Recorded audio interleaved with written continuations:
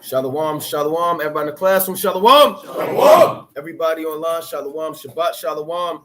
To the 12 tribes scattered abroad, peace and blessings. Double honors to the elect elders of the house of David. That's been in this for decades and decades. Patiently wait for the second coming of Yahushua. A hearty shalom to you mighty men that go out there on the highways and byways to risk your life and magnify the name of the Lord and present your body as a living sacrifice. Shalom to all of the men that may not be out there on the highways and byways as of yet, but they're working on it. They're getting built up in the spirit. They're praying, fasting, studying, being diligent and abounding in the work of the Lord. Shalom to the sisters, the Aquath out there, holding it down in the households, reverencing their husbands, married and unmarried, studying, being diligent, and increasing in all manner of godliness in the last days. Shalom, shalom. Good. All praise to the Most High. Shabbat shalom. We got another Sabbath, another week of repenting, another week of getting ourselves in order, our households in order, abounding in the work of the Lord. As we always do, we're going to start with Acts chapter 18 and verse 4. This is the book of Acts, chapter 18 and verse 4. And he reasoned in the synagogue every Sabbath and persuaded the Jews and the Greeks. Right? So we're persuading Israel, who knows that they're Israel, to continue in the law, statutes, and commandments, the faith, the brotherly love, all things that are good in the sight of Yahweh Hashem Yahushua. And those just finding out they're Israel to come back to serving our God, right? Forsaking the ways of Babylon and being as a church of Berea and search the scriptures diligently, right? And the only way we can do that through Philippians 4 and 13. Book of Philippians, chapter 4 and verse 13. I can do all things through Hamashiach, which strengthens me. Right, through the spirit of Yahweh Hashem Yahushua, we're able to get a good and perfect understanding, cast down false doctrine, stand strong for the word of the Lord, and continue to do all things that he has commanded us to do. Right? So like the brother said, we're going back into Acts chapter 17, or Luke 17, and we're going to start at verse 20. Where if you missed out on the first one, go to the previous Sabbath service so that you're not missing out on anything. So everybody should have their Bibles open. We in Luke chapter 17. We're going to pick back up. The topic of the Sabbath service is remember Lot's wife. All right, let's go to Luke 17, and we're going to read verse 20 from the top. The book of Luke, chapter 17 and verse 20. And when he was demanded of the Pharisees when the kingdom of Yahweh should come, he answered them and said, the kingdom of Yahweh cometh not with observation. What did the Lord say? The kingdom of Yahweh cometh not with observation. Then you can't sit around on your ass all day and expect the kingdom to just manifest, right? Like they used to show the Superman cartoons. Lo, it's a bird, it's a plane. Now here come the kingdom of heaven. It don't work like that, right? We're not Jehovah's Witness. We're not the Christians who believe that the actual city is going to manifest itself and literally come down out of the sky. It's not going to work like that, man. Nothing comes with observation, man. You can't get funds in your account to take care of your household by just sitting around, man, all day. That's right. Well, all right, here come the money. Here it comes. You just staring at it. No, you got to put in work, man. Right? Go on. Neither shall they say, lo, here, or lo, there. Nobody's going to be able to just observe the kingdom manifesting itself, just materializing on the earth. 1 minute you wake up and it's the kingdom of heaven sitting there, right? The Amalekites are destroyed. Then you go into your house and you live happily ever after, right? Go on. For behold, the kingdom of Yahweh is within you. What the Lord say? For behold, the kingdom of Yahweh is within you. The kingdom, we are the kingdom, huh? That's right. The kingdom is not necessarily a physical place. Like they teach in the church, you die, you go to with God and the kingdom of heaven up there. No, we are the kingdom, huh? Let's go to real quick, Daniel 2 and 44. Right? Let's go to Daniel chapter 2 and 44. We are the kingdom, right? And we have to build ourselves up, man. When we get built up and when we establish ourselves as a nation, when we come out of sin, when we come out of the ways of the world, when you take the Most High serious and keep the statutes and commandments, then you'll find yourself manifesting the kingdom of heaven, right? Daniel chapter 2 and 44. Let's This get is the that. book of Daniel, chapter 2 and verse 44. And in the days of these kings, The days of the kings are the days of the 10 toes, the days of the modern day Roman Empire, the European Union, Babylon the Great, and the days of the so-called white man's rulership in the last days. What's going to happen? shall the God of heaven set up a kingdom which shall never be destroyed. And our kingdom is never going to be destroyed. Right? Go on. And the kingdom shall not be left to other people. Yeah, meaning the other nations are going to be a partaker of the kingdom. Huh? The kingdom of heaven is only for us. So why do people go to the New Testament now all of a sudden, now it's for everybody? Didn't the Lord say in Daniel 2:44, the kingdom shall not be left to other people? So why would the Lord come? That means these Christians believe what he called Jesus Christ came with a scene and totally disannulled every prophecy pertaining to the kingdom of heaven. Right? The Lord said the days of these kings should the God of heaven set up a kingdom which shall not be destroyed, nor left to other people. Read on. But it shall break in pieces and consume all these kingdoms, and it shall stand forever. So the days of these kings, the Most High is building up a kingdom. Huh? You brothers are a partaker of the kingdom if you endure unto the end. The so-called Black, Hispanic, and Native American man, you are the kingdom of heaven. Huh? That's right. That's right. Right? You are royalty. You are the walking manifestation of the kingdom. Huh? It starts within us. Right? And if you're the kingdom, you can't be slothful. You can't be lukewarm. You're gonna get plucked out of the kingdom. Huh? The kingdom is already here. The Lord told Ezra that. Right? I have a place prepared for you, huh? Are you got precept? God. Got one after. Let's go to Micah chapter 4 and start at verse we can start at verse 4. Right, like the brother said, man, this observation isn't gonna make the magic make it magically appear. You're gonna be sitting there like, I'm thinking about the kingdom is gonna show up. No, you gotta put in this work, man. Right? That's why James, the 2nd chapter, the 7th verse says, faith without works is dead, man. So if you want the kingdom, right, you gotta put forth all that you can, right, showing your faith by your works. Right, you gotta do it. This is the book of Micah, chapter 4 and verse 4. But they shall sit every man under his vine and under his fig tree, and none shall make them afraid, for the mouth of the Lord of hosts has spoken it. Right, as it is spoken in Isaiah that our gates will be continuously open, man. Right, we don't have to worry about these other nations coming in and destroying us, right, and pillaging us and raping and robbing us anymore. Right, all that's gonna be done with, right? For all people will walk, everyone in the name of his God, and we will walk in the name of the Lord our God forever and ever. Right. In that day, saith the Lord, will I assemble her that halteth, and I will gather her that is driven out, and her that I have afflicted. Right. And I will make her that halted like a remnant, and her that was cast far off a strong nation. Right. So in that day, the Lord is going to make us that strong nation. Right. We're not going to be cast off anymore, man. We're going to be that beauty that was once beheld on the earth back over again, man. As was old is going to be of new. Right. We're going to be strong, that strong nation, man. We're no longer going to be weak, man. The most feeble of us is going to be like David, man. Right, that's what's coming in the kingdom, man. But it all starts within us, man. Within the nation of Israel, repenting, getting in order, setting ourselves right, keeping things decent and in order, man. Right? Anything that's not done in order is chaos, and it's going to be brought to folly and nothing. Right? You can finish that off. God. And I will gather her that is driven out, and her that I have afflicted. And I will make her that halted a remnant, and her that was cast far off a strong nation, and the Lord shall reign over them in Mount Zion for henceforth, even forever. Let's go to Matthew 11 and 12. Right, we are the kingdom, man. Right, you are the lively stones and the buildings, man. Right, let's get that. And Matthew 11 and 12, man. Stop thinking that you're going to just die and go up there and you see the pearly gates and then you get to walk in your building, right? That's not what it's talking about. That's what they show you in the movies, man. That's right. Like the movie Brother Seen Down to Earth.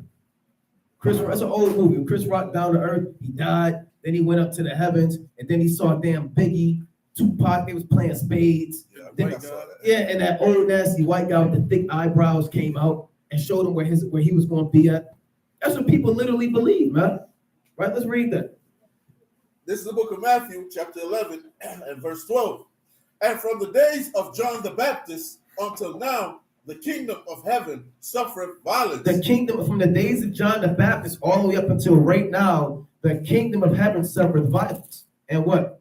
And the violent take it by force. That doesn't mean that there's violence up there with the Most High.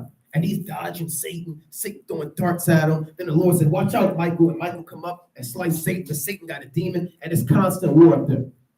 Then the Lord get up, say, enough is enough. Then he get his battle axe. That's not what it's talking about, man. What does it mean the kingdom of heaven suffereth violence? Us being taken down by the Romans, man. That's right. The Lord is letting you know that the Israelites are the kingdom of heaven being violently afflicted by the nasty, creepy, devil, hypocritical so-called white man. That's right. And they take it by force, right? Real quick, you know something else? Let's go to Revelation 21:1. Right? We are the kingdom of heaven, but now we're still suffering violence. From the days of John the Baptist all the way till 2021, 9/11, we're still suffering violence as the kingdom. Right? Let's get that Revelation 21:1 from the top. This is the book of Revelation, chapter 21, and verse 1. And I saw a new heaven and a new earth, for the first heaven and the first earth were passed away, and there was no more sea. The first heaven and the first earth is what you're living in right now. You're living in the first heaven, the rulership of the so-called white man and the other nations. This is the first heaven set up, right? Remember, the first came out red all over. So this is his kingdom, right? Go on. And it was passed away, and there was no more sea, meaning the nation's rulership has been taken away. Go on. And I, John, saw the holy city, New Jerusalem, coming down from Yahweh out of heaven. See that? He saw us coming down. One time we got beamed up. Now he's seeing us come down from heaven. Because we're going to have to get off those chariots, man. That's right. Right? You're not just going to be in the chariots forever. You're going to come down glorified, man, with your spiritual body. And John saw that. He didn't see an actual city coming out of the sky, man. Then it landed in the desert land. Then it had the foundation, and it had the streets already. No, we're the city that he saw coming down from heaven. Go on. I just want to tell you that. Read on. Prepared as a bride adorned for her husband. See that? Because we're the bride, man. And the Lord is going to betroth us unto him in the wilderness, man. Right. Tell that in Hosea, the 2nd chapter. Go on. And I heard a great voice out of heaven saying, behold, the tabernacle of Yahweh is with men, Right? and he will dwell with them, and they shall be his people. Right? And Yahweh himself shall be with them. See that? His people are the kingdom of heaven. That's right. Go on. And be their God. Read. And Yahweh shall wipe away all tears from their eyes. Right. And So that's going to be our people. You're not going to have depression in the kingdom of heaven. Nobody's going to have suicidal thoughts. The days of being stressed out and over anxious and dealing with all of these demons. And those are nothing but demons. that's right. But that's your lot in the first heaven and the first earth. That's your portion, to deal with these demonic spirits and being vexed every day. In the kingdom of heaven, when we're exalted and glorified, we're not going to deal with death anymore. That's right. Right? We're not going to deal with depression and pain and suffering and nightmares and anxiety and worrying. That's all in this portion right here. Go on. And there shall be no more death, There should be no more death. Read. neither sorrow nor crying, neither shall there be any more pain. See that? For the former things are passed away. And he that sat upon the throne That's said, That's the point. Right? The former things are passed away. So if you want to experience the blessings that the Most High has in store for you, you can't just sit up there and observe it, man. You got to put in the work for you not to have any death. You got to put in the work to take away the pain. You got to put in work to take away the depression. You got to put in work to exalt your people, man.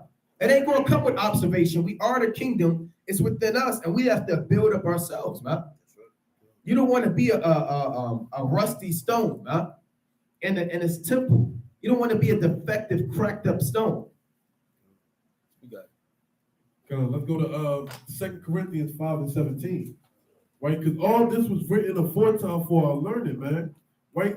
Our forefathers went hard in this truth, man. Right? They wasn't out there on the highways and byways one day out of the month. Right? They was going through with it, man. They was taking their time, right? Being diligent, right? And going out teaching their people, man.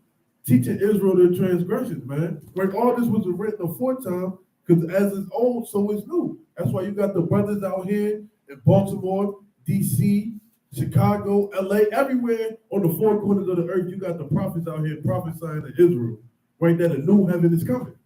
Right, go ahead and get that, kid. This is the book of 2 Corinthians, chapter 5, and verse 17. Therefore, if any man be in Yahushua, he is a new creature. Old things are passed away. Behold, all things are become new. Right? If you're a new man or woman in Yahushua, all those old works are being passed away. Like this old heaven, the so-called nasty, dirty white man's heaven is being passed away before our eyes, man. We're seeing the renewing of our people, man. We're no longer niggas, spicks, coons. We're kings and princesses of the Lord, right? As Babylon is falling apart, the rising and the glorious temple of the Lord is being built back up, right? Let me get Isaiah chapter 63. You can start at verse 15, right? We're reading about the holiest of the holiest being set up in Egypt, man. Men and women be thinking themselves and praying towards the land of our fathers, man.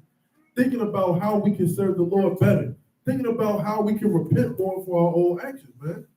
I was talking to somebody not too long ago, how we don't even think about the sins that we already repented for. Right? You got to constantly repent, man. That's right? Lord, forgive me for my sins that I committed in my youth. Right? Those sins that you don't even think about, man. You should be asking for forgiveness for those more often, man, because you don't know if the Lord forgave you for those. Right? So we got to do our due diligence and, like the brother said, put in this work to make sure that we're making our election sure. That's right. This is the book of Isaiah, chapter 63, and verse 15. Look down from heaven, and behold, from the habitation of the holiness and of thy glory. Where is thy zeal and thy strength? Right. The sounding of thy bowels, and of thy mercies toward me. Are they restrained? Doubtless, thou art our father, thou Abraham. Be ignorant of us, and Israel acknowledge us not.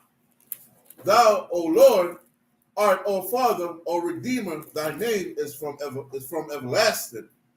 O Lord, why hast thou made us to err from thy ways, and hardened our heart from thy fear? Yeah, that's not what I wanted, but pretty much it was saying it was going into the kingdom. I'm gonna get that precept. You can get yours. Yeah, come on. While the brother looking for that, let's go to Leviticus chapter 14. Right, Leviticus chapter 14, and we're going to read verse 39. Right, we're going to deal with the laws of how to deal with stones. Right, Leviticus 13 and what I call it, 39. 14:39. 14:39. So It's the book of Leviticus, chapter 14, verse 39. So real quick, you have leprosy, right? Brothers know what leprosy is. You have 3 forms of leprosy. Can any brother by a show of hands tell the 3 forms of leprosy? Or what 3 things does leprosy affect in the law? One is the hair. Hold on. Go ahead, King. It affects your hair, your skin, and the third one would be your I forgot. What you say? By show of hands. Sight. Your sight. I was gonna say vision. What you say, brother? All right, you have leprosy of an actual body, a man. You can have leprosy of your clothes and leprosy in your house, right? We're going to show you about that, right? Let's get Leviticus 14 and 40. Well, let's read 39. Salaki. Book of Leviticus, chapter 14, verse 39. And the priest shall come again the 7th day, and shall look, and behold, if the plague be spread in the walls of the house. You can have mildew, mold, you understand, in the walls of your house, right? Go on. Then the priest shall command that they take away the stones. That what? That they take away the stones. If you're a stone not profitable for the house, the Lord is going to take you away, man. That's right. That's the law. So if people get plucked up out of the truth, that's the law, statutes, and commandments, man. Well, I don't know. Why would the Lord do that? Because there are stones that's not fit for the house, right? And who's the top high priest? Yahweh Shah, under the order of Melchizedek. So in the house of the Lord, in the kingdom of heaven, if you're a stone that's not shining and lively and glorious, you will be removed out of the house. This goes back to the ancient times. Read on. In which the plague is, and that they shall cast them into an unclean place without the city. Cast you into outer darkness. That's the unclean place outside the city on a spiritual level. Like the Apostle Paul would deliver men to Satan, man.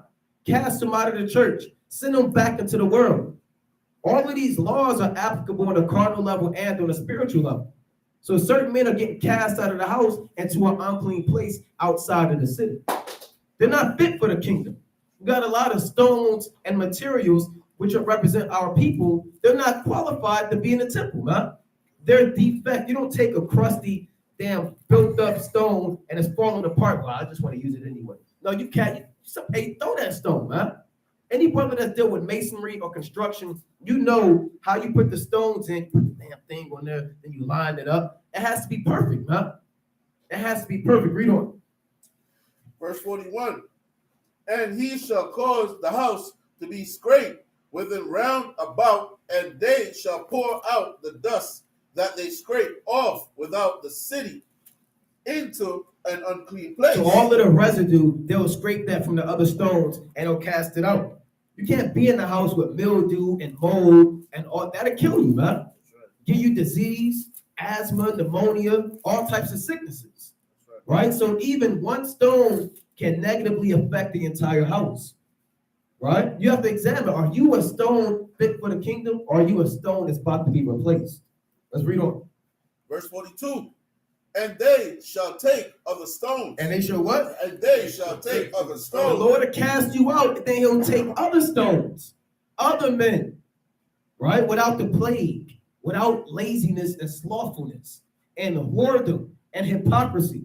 The Lord will cast you out, and we've seen it, and he'll take other stones, read. And put them in the place of those stones. See, go on. And he shall take other mortar and shall plaster the house. He'll fix the house back up with lively stones, righteous stones, mighty men of the Lord, man. So in this kingdom of heaven that we are as a people, you have to examine yourself and inspect yourself as a stone and see if you have any cracks, chipped edges, you falling apart, are you crumbling? Because the Lord, and these stones, they don't know what's going on.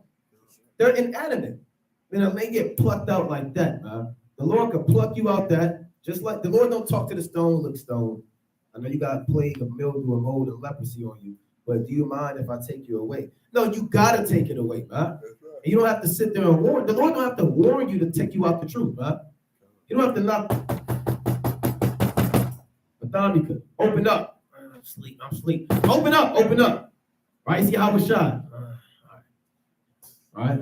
Then the Lord come in. Look, Mathamika, I know you've been in the truth for X amount of time, but I'm gonna take you out the truth, right? Then you say, well, no, I want to stay, and the Lord said, okay, you can stay. No, it don't work like that, man. The Lord don't knock on your door, man, right? With a suit and tie on, and say, I need to talk to you, and you say, and the Lord fixing his tie up, and he say, button up your shirt straight, right? Then you got to sit down, and the Lord sit down, and HR is right there. You got spiritual HR and the angels, and they follow the complaint, right? And you get to win contest your damn, you can contest your firing. That don't happen, man. You get spiritual unemployment, right? Where's spiritual unemployment at in the Bible, man? Right? If you get plucked out, you get plucked out, and it is what it is. Let's go to 1 Corinthians 3 and verse 9. Right, 1 Corinthians 3 and verse 9. Right, so the Lord is casting away stones, man. You see him, brothers, putting up false doctrine. Right, the Lord is removing people's candlesticks left and right, man. If you juggling this truth, if you taking this truth for vanity, right, for fame and glory, right? Lord is handsome. Get her about here, man. Talking about she met Yahushua. And he's a handsome man.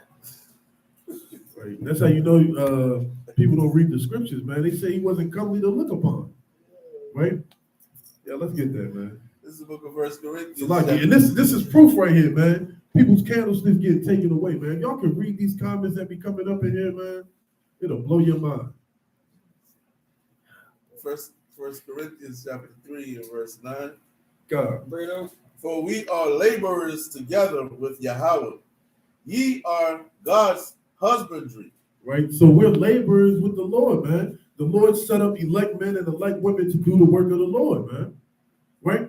He's that chief cornerstone, and we got to build around it, man. He's the foundation, right? And we have to build upon that foundation that the Lord has left us. A land without blemish, man.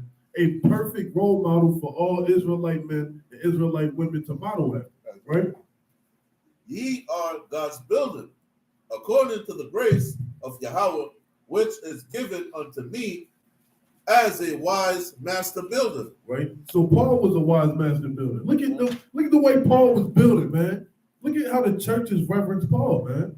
Where we got to be in the same mind frame as our forefathers, man. Right. Paul wasn't out there like, look, I'm gonna make this side of the building today, and I'm gonna plan 6 months from now to finish that side. No, he was out there day in and day out, man. Right. Apollos.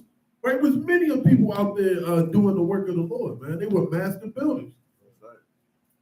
I have laid the foundation, and other buildeth thereon. Right. But let every man take heed how he buildeth thereupon. Right. So this is warning. Take heed how you build upon the Lord, man. Right. You don't want to build upon the Lord in folly and vanity. Right. Tempting the Lord with all that you do. You gotta take heed of these things, man. If you come to serve the Lord, you got to prepare your soul for temptation, man. You got to walk on eggshells, man. It's a real thin line. It was a video game back in the day called Max Payne, right? It was a level where you had to walk on a tiny red line, right? It was a line of blood. If you stepped off it, you fell and died, man. That's how it is in this truth, man. You got a real thin line. You got a small little section for error, right? Verse 11, for other foundation can no man lay than that is laid. Right, so you can't build off of it. You can't try to build with Islam and try to sneak Islam into the truth, right. Christianity into the truth, your own ideologies into the truth. Right, that's not gonna work, man. You're gonna have a beautiful stone, you're gonna have an ugly, rusty, leprous stone falling apart. Right, it's gonna be, oh, this is glorious, this is ugly, this is okay. Right, we're not dealing with that. Like how Esau's power system is clay mixed in with iron and all this stuff. That's not comely to look upon. Right, this kingdom isn't comely to look at, man. Which is Yahushua HaMashiach, right? Now, if any man build up on this foundation, gold, silver, precious stones, wood, hay, stubble. Right, so if you put in good works, half-assed, right, you not being an example, right, you only Israelite around brothers, right, what's going to happen? Every man's work shall be made manifest. It's going to be made manifest in the day of the visitation. When the Lord comes back, when all hell breaks loose, man, it's going to be made known, man. For the day shall declare it, because it shall be revealed by fire, right? And the fire shall try every man's work of what sort it is. Right, so every man's going to be tried, man. The Lord's he's not slack to know what you're doing, right? He knows what you're doing. He knows what you're thinking, right? Every man's thoughts is folly, right? That's why you got to meditate on the scriptures, man. That's why you got to have your mind continuously on parables, dark sayings, precepts, right? Because it's going to be tried with fire. Hold that. Let me get Malachi 3:18, if I'm sure. Right, this is a very beautiful chapter right here. This, Luke 17, it touches on so much, man. Right, and that's why this is titled "Remember Lot's Wife," man. Because if you don't remember Lot's wife, you're doomed to repeat her same actions, man. You're going to look back at Babylon thinking about the folly that you enjoyed in this land. You want to go back into the world. Man, I can go smoke a blunt one time. The Lord won't kill me. Right, that one blunt to give you panic attacks, a high attack, a heart attack. You never know, man. This is the book of Malachi, chapter 3, and verse 18. Right. Then shall ye return and discern between the righteous and the wicked, right? Between him that serveth Yahweh and him that serveth him not. Right? It ain't going to be no cut cards. It's going to be you down with the Lord or you not. Right? That time is being manifest now. Either you serving the Lord and you waxing mightier, right? The Lord got you in this thing, or you not, and you falling away slowly by slowly by slowly. And it's made known to all these men and women who are in Israel, man. Nothing is hid, man. The Lord will exalt you in the open, or he'll cast you down in the midst of the congregation. That's right. Right? Yeah, you read down to verse 15 in 1 Corinthians. Okay, yeah. It's a quick point. When you look up that word wise master builder in the Greek, right? I'm going to play it out loud.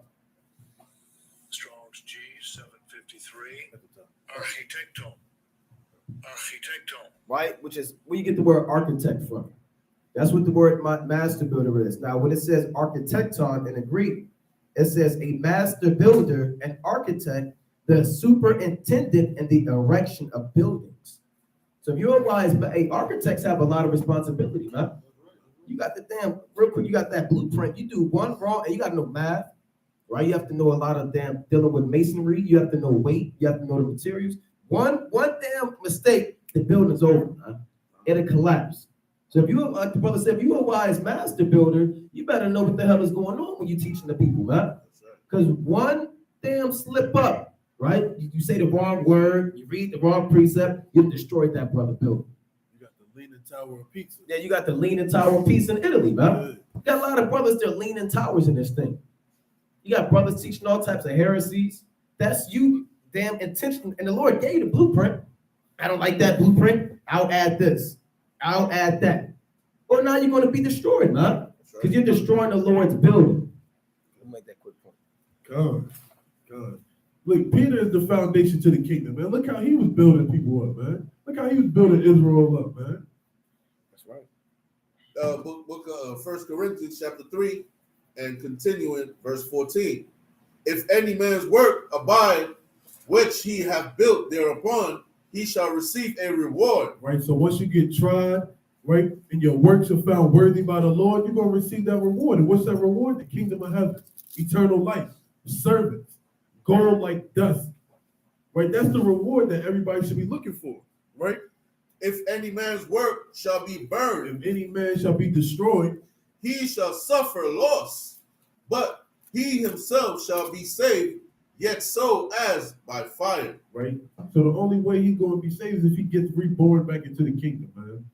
Right? Because his works didn't stand, man. Right? He took this truth as a game. He put it to the back burner. He let women be his downfall, money, music, for the sisters, men, right? Reverencing these celebrities, right? Over Yahweh Shem Yahushua. They got burnt with fire, man. And that's what's coming, man. It's either you're going to get down with the Lord, you're going to get put down in the land of the living, man. Now we can go back to Luke 17 and 22.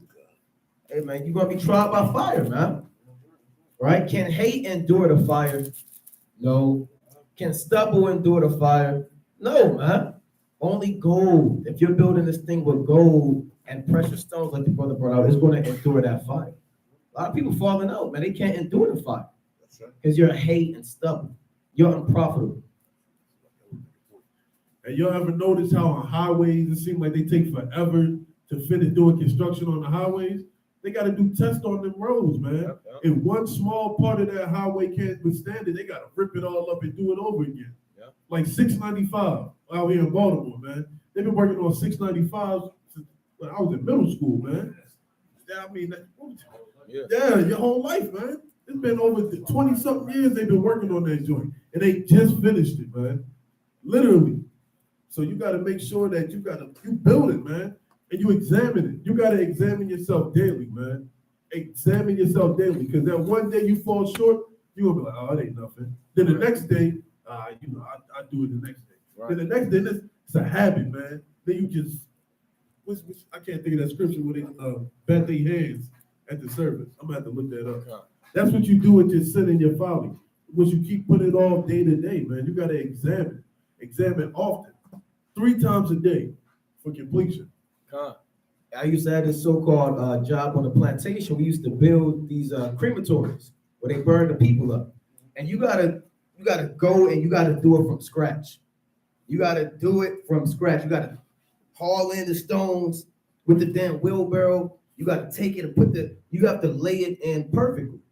And it's a lot of work, man. You gotta do the cover the metal. You gotta do do the electrician set up the wire in so it can fire, so you can get the fire going. You can do all of that. And this happened, man. We did this. It take like 6-7 days. You got to build it from scratch from the ground up, lay the metal down, the sheet metal, do the wiring, check the damn fire, all of that. Now we got to the end of the building and this man messed up. One measurement, right? You got the stack. If brothers seen the funeral home, you got the stack on there where you emit the smoke, right? So it don't get caught up in the chamber. So the man did one wrong measurement on the stack and we had to break the whole thing down, man. We had to rip the metal off, unplug all of the wiring, take that hard damn jackhammer, get on top, break all of the bricks down, and start all over again. All it takes is one slip up, and we was mad at that man. You know, we was, and he had his head down, right? And then he had to do all of the hard work because he messed up. You got one job in this thing. You might have one spiritual gift, man, or two. Exercise your gift to perfection, man. Don't slip up, or like the brother says, you won't start all over again to the kingdom. You know, then you'll get right. If you don't learn now, and you'll die, but you'll come back as somebody's son, right? On a bottle, right? You're gonna be crying, shut up. Remember what you did. Get this bottle. And you on the damn bottle, man. Getting nursed. Don't be the brother getting nursed in the kingdom, man. You know? Shoot, when I used to hoop, we used to have to do free throws at the end of practice, man. You had to make 10 in a row. Man, we get all the way to 9. That brother be sitting right there. The last brother got 9 in a row. Next thing you know, doink. Right. All right, get down on the line. Yeah, suicide. Man, wait till we get in the locker room, man. That's how it was, man. That's how you got to think about this truth, man. Don't get to the 9th free throw and then you slip up, man. Wait, we almost up out of here, man. Don't get to the very end and then you slip up, man. Wait, that should be motivation, man. We this close to being up out of here. You don't want to step on that ice, man, or that water at the pool and then you slip, man. But you got to be very, very diligent in these last days, man. Praying that the Lord don't give you over to vanity, false doctrine, right? Pride. We talked about that yesterday, man. Once a man get proud, ain't nothing gonna humble him down. That's right. That's right. Let's go to Luke 17 and 22. Let's read on. This is the book of Luke, chapter 17 and verse 22. And he said unto the disciples, the days will come when ye shall desire to see one of the days of the Son of Man, and ye shall not see. Yeah, like now, man. Right? We want to see the house shine. We want to see this place destroyed. Right. Them days you wake up, man, maybe the Lord gonna return. Maybe all hell gonna break loose. Then you wait, then it never happened. Right? Then years go by, then months go by, and you're still here.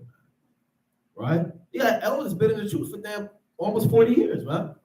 You know, certain men in Israel been in the truth 35 years, 38 years, right? 30 plus. You think that they had days, and that's older than certain men, right? You don't think they had time? Oh, here come y'all. I know he coming, man. They see the wars, the rumors of wars. They might have saw them, and it never happened. That's prophecy, man. Right? Let's read on. And they shall say to you, see here or see there. Go not after them, nor follow them. All right, and when all hell break loose, people are going to come up to you and say, real quick, let's go to Matthew 24 at 19. They're going to say, hey, look, how Shah's over here, man. He's in the cave. He's breaking the scriptures down. Now, if you don't study, you're going to be caught out there. He's in there? How much you got Shah? Really?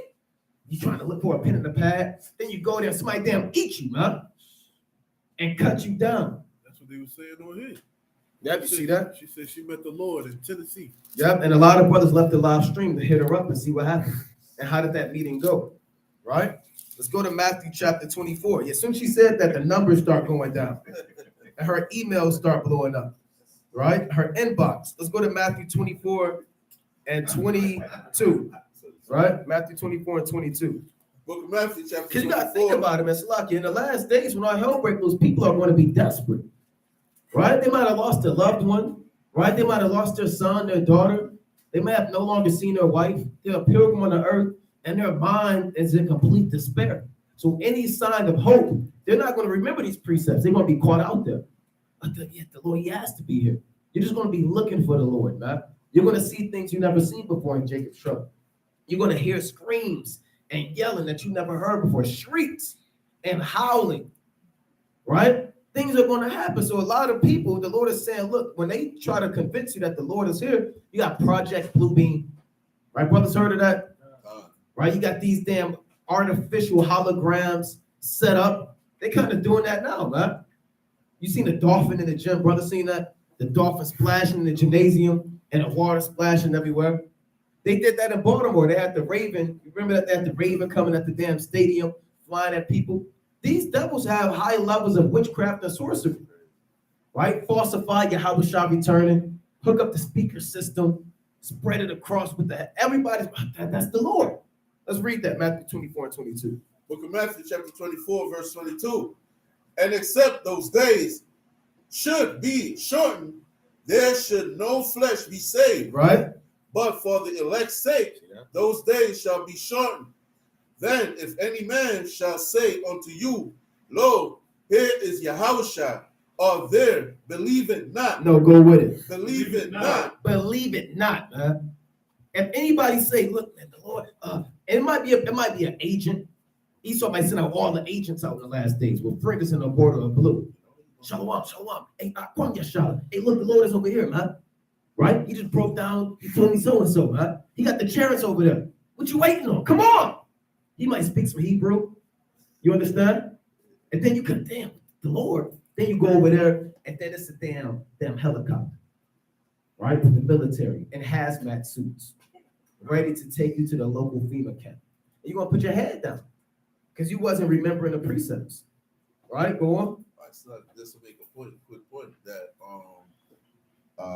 when the scripture said, when the Son of Man shall come and all his glory and all eyes shall behold him. That's right. Those that pierced him. Right. So that's basically just trying to tell you that you gonna see when your house shall come.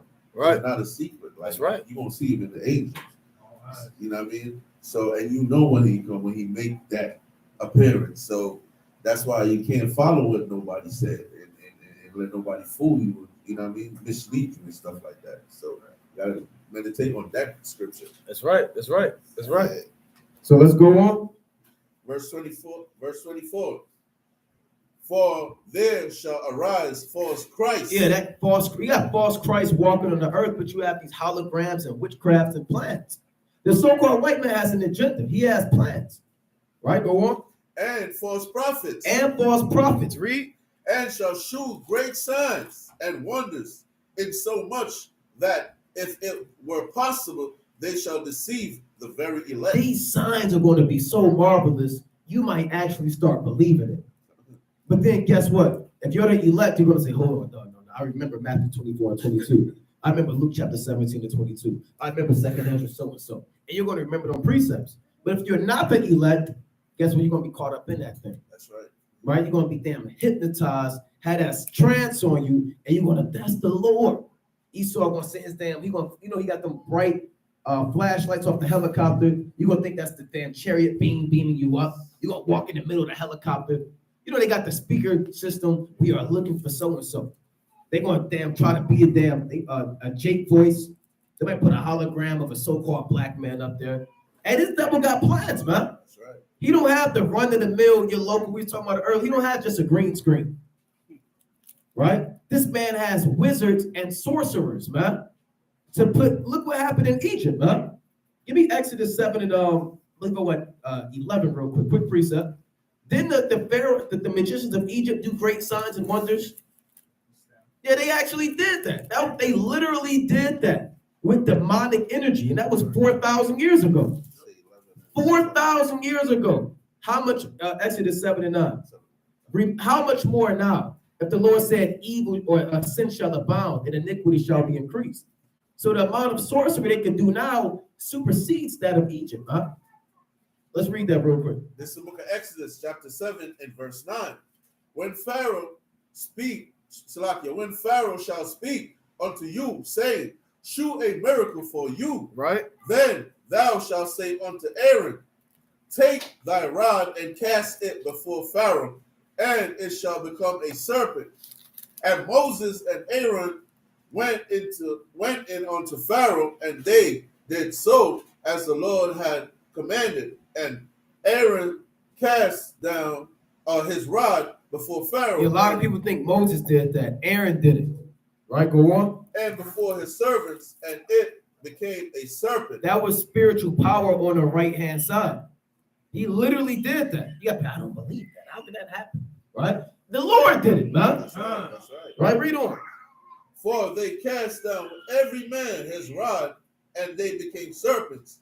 But Aaron's rod swallowed up their rod. Yeah, light prevails over darkness. Go on. And he hardened Pharaoh's heart, that he hearkened not unto them, as the Lord had said. See that? It says, then Pharaoh also called the wise men and the sorcerers, now the magicians of Egypt, they also did in like manner. So they was able to do that, man. They can literally come in and take this microphone and throw it down and turn it to a serpent with a high level of demonic spirits, man. Right? They were able to do these things, man. So what do you think this devil has in store? He's going to pull out everything he got, man. He's not going to hold nothing back. And if you're not the elect, you might get enticed and believe it. The Lord told you, don't believe it. He's going to tell you as we read on in Luke 17. Let's go back to that. Right? He's going to tell you. He's going to make it plain. Luke 17 and leave off. Start back at 24. 20. Yeah, let's read 23. 23. Luke 17 and Luke 17 and verse 23. And they shall say to you, see here, or see there, go not after them, nor follow them. Yeah, you've been warned, right? For as the lightning that lighteneth out of the one part under heaven shineth unto the other part under heaven, so shall also the Son of Man be in his day. Meaning you can't miss it. Like if you walk around the entire sky lights up. You see it in your peripheral vision. You can be looking on the ground, you'll see it. You can't miss it, man. The entire sky light up, no matter what you're doing, whether you're staring at the sky or staring at the ground, even in every angle, you're going to see that sky light up, man. That's how Yahweh's return is going to be. He's not going to sneak in, creep through the back door, right? Get a passport, fly into America, check in with the TSA, get patted down. Yahweh could make this. You gotta get in the airport, the damn thing spinning around the Lord. Then they get out and they patting the Lord, and the Lord got to get checked, and he kind of Esau, and the Lord said, man, I'm here to destroy America. And they kind of bring him in the back. They bring him in the damn back room. They got that flashlight on him, and the Lord is sitting around. He mad as hell. And Esau says, why are you here? Right? That's not how it's going to happen, man. Yahweh's not sneaking into America in a suitcase. He's not getting in a plane. He's going to destroy this place, and everybody's going to see it, man. Let's get into Revelation. Oh, go ahead, King. God. I was going to say Revelation 1 and 7, There you go. and then Matthew 24 and 30, man. God. Right, so nobody should be deceived, man. Like the brother said, you've been warned, man. You should know what's coming, right? That's why you gotta. It says, "Blessed is he that readeth." Right. Right. So you gotta read. You gotta know these things are coming, man. Don't fall into the hands of Esau talking about we have food in these FEMA camps, right? KFC, Popeyes, Burger King. Didn't you like Chick-fil-A? None of that's going to be in there, man. Right. It's going to be death and destruction once you go into those FEMA camps, man. Scriptures say, woe to you that put your trust into man. Right? So you get what you put out, man. All right, so Revelation 1 and 7. 1 and 7. Book of Revelation, chapter 1, verse 7. Behold, he cometh with clouds. Right, the Lord's coming with hundreds of millions of chariots, man. That's right. He coming to do some damage, man. That's right. And every eye shall see him, and they also which pierced him, and all kindreds of the earth shall wail because of him, even so. Right, everybody's going to see him, man. All the tribes of the earth. Right, that's in Matthew 24 and 30. Let's get that first. Now expound on it. Matthew 24 and verse 30, man. Right, so every eye is going to see the Lord when he comes, man. Right, the Lord isn't a man to make a small entrance, man. Right. Right, this everything that we see was created by him, man. That's right. Right, so he coming to make a grand entrance. Right. He's going to put that fear in everybody, man. Book of Matthew, chapter 24 and verse 30. And then shall appear the sign of the Son of Man in heaven. Right, then it's going to be shown in the signs of heaven. The firmament going to split open. It's probably going to be loud, man. It's probably going to be deafening, man. People going to be sitting there holding their ears. Ears bleeding. Yeah, ears bleeding, man. People having strokes and heart attacks. And then shall all the tribes of the earth mourn. Then everybody on the earth is going to mourn, man. That's how you know that the Son of Man is back. When everybody's wailing and crying and scared as hell, man. That's right.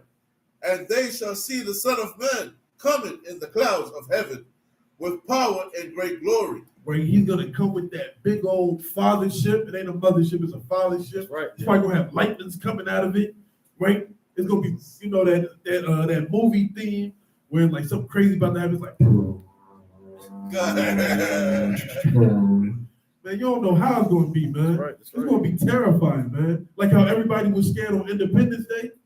When they saw that big old UFO fly over New York, it's going to be like that, but 1,000,000 times 1,000,000 of them. Right.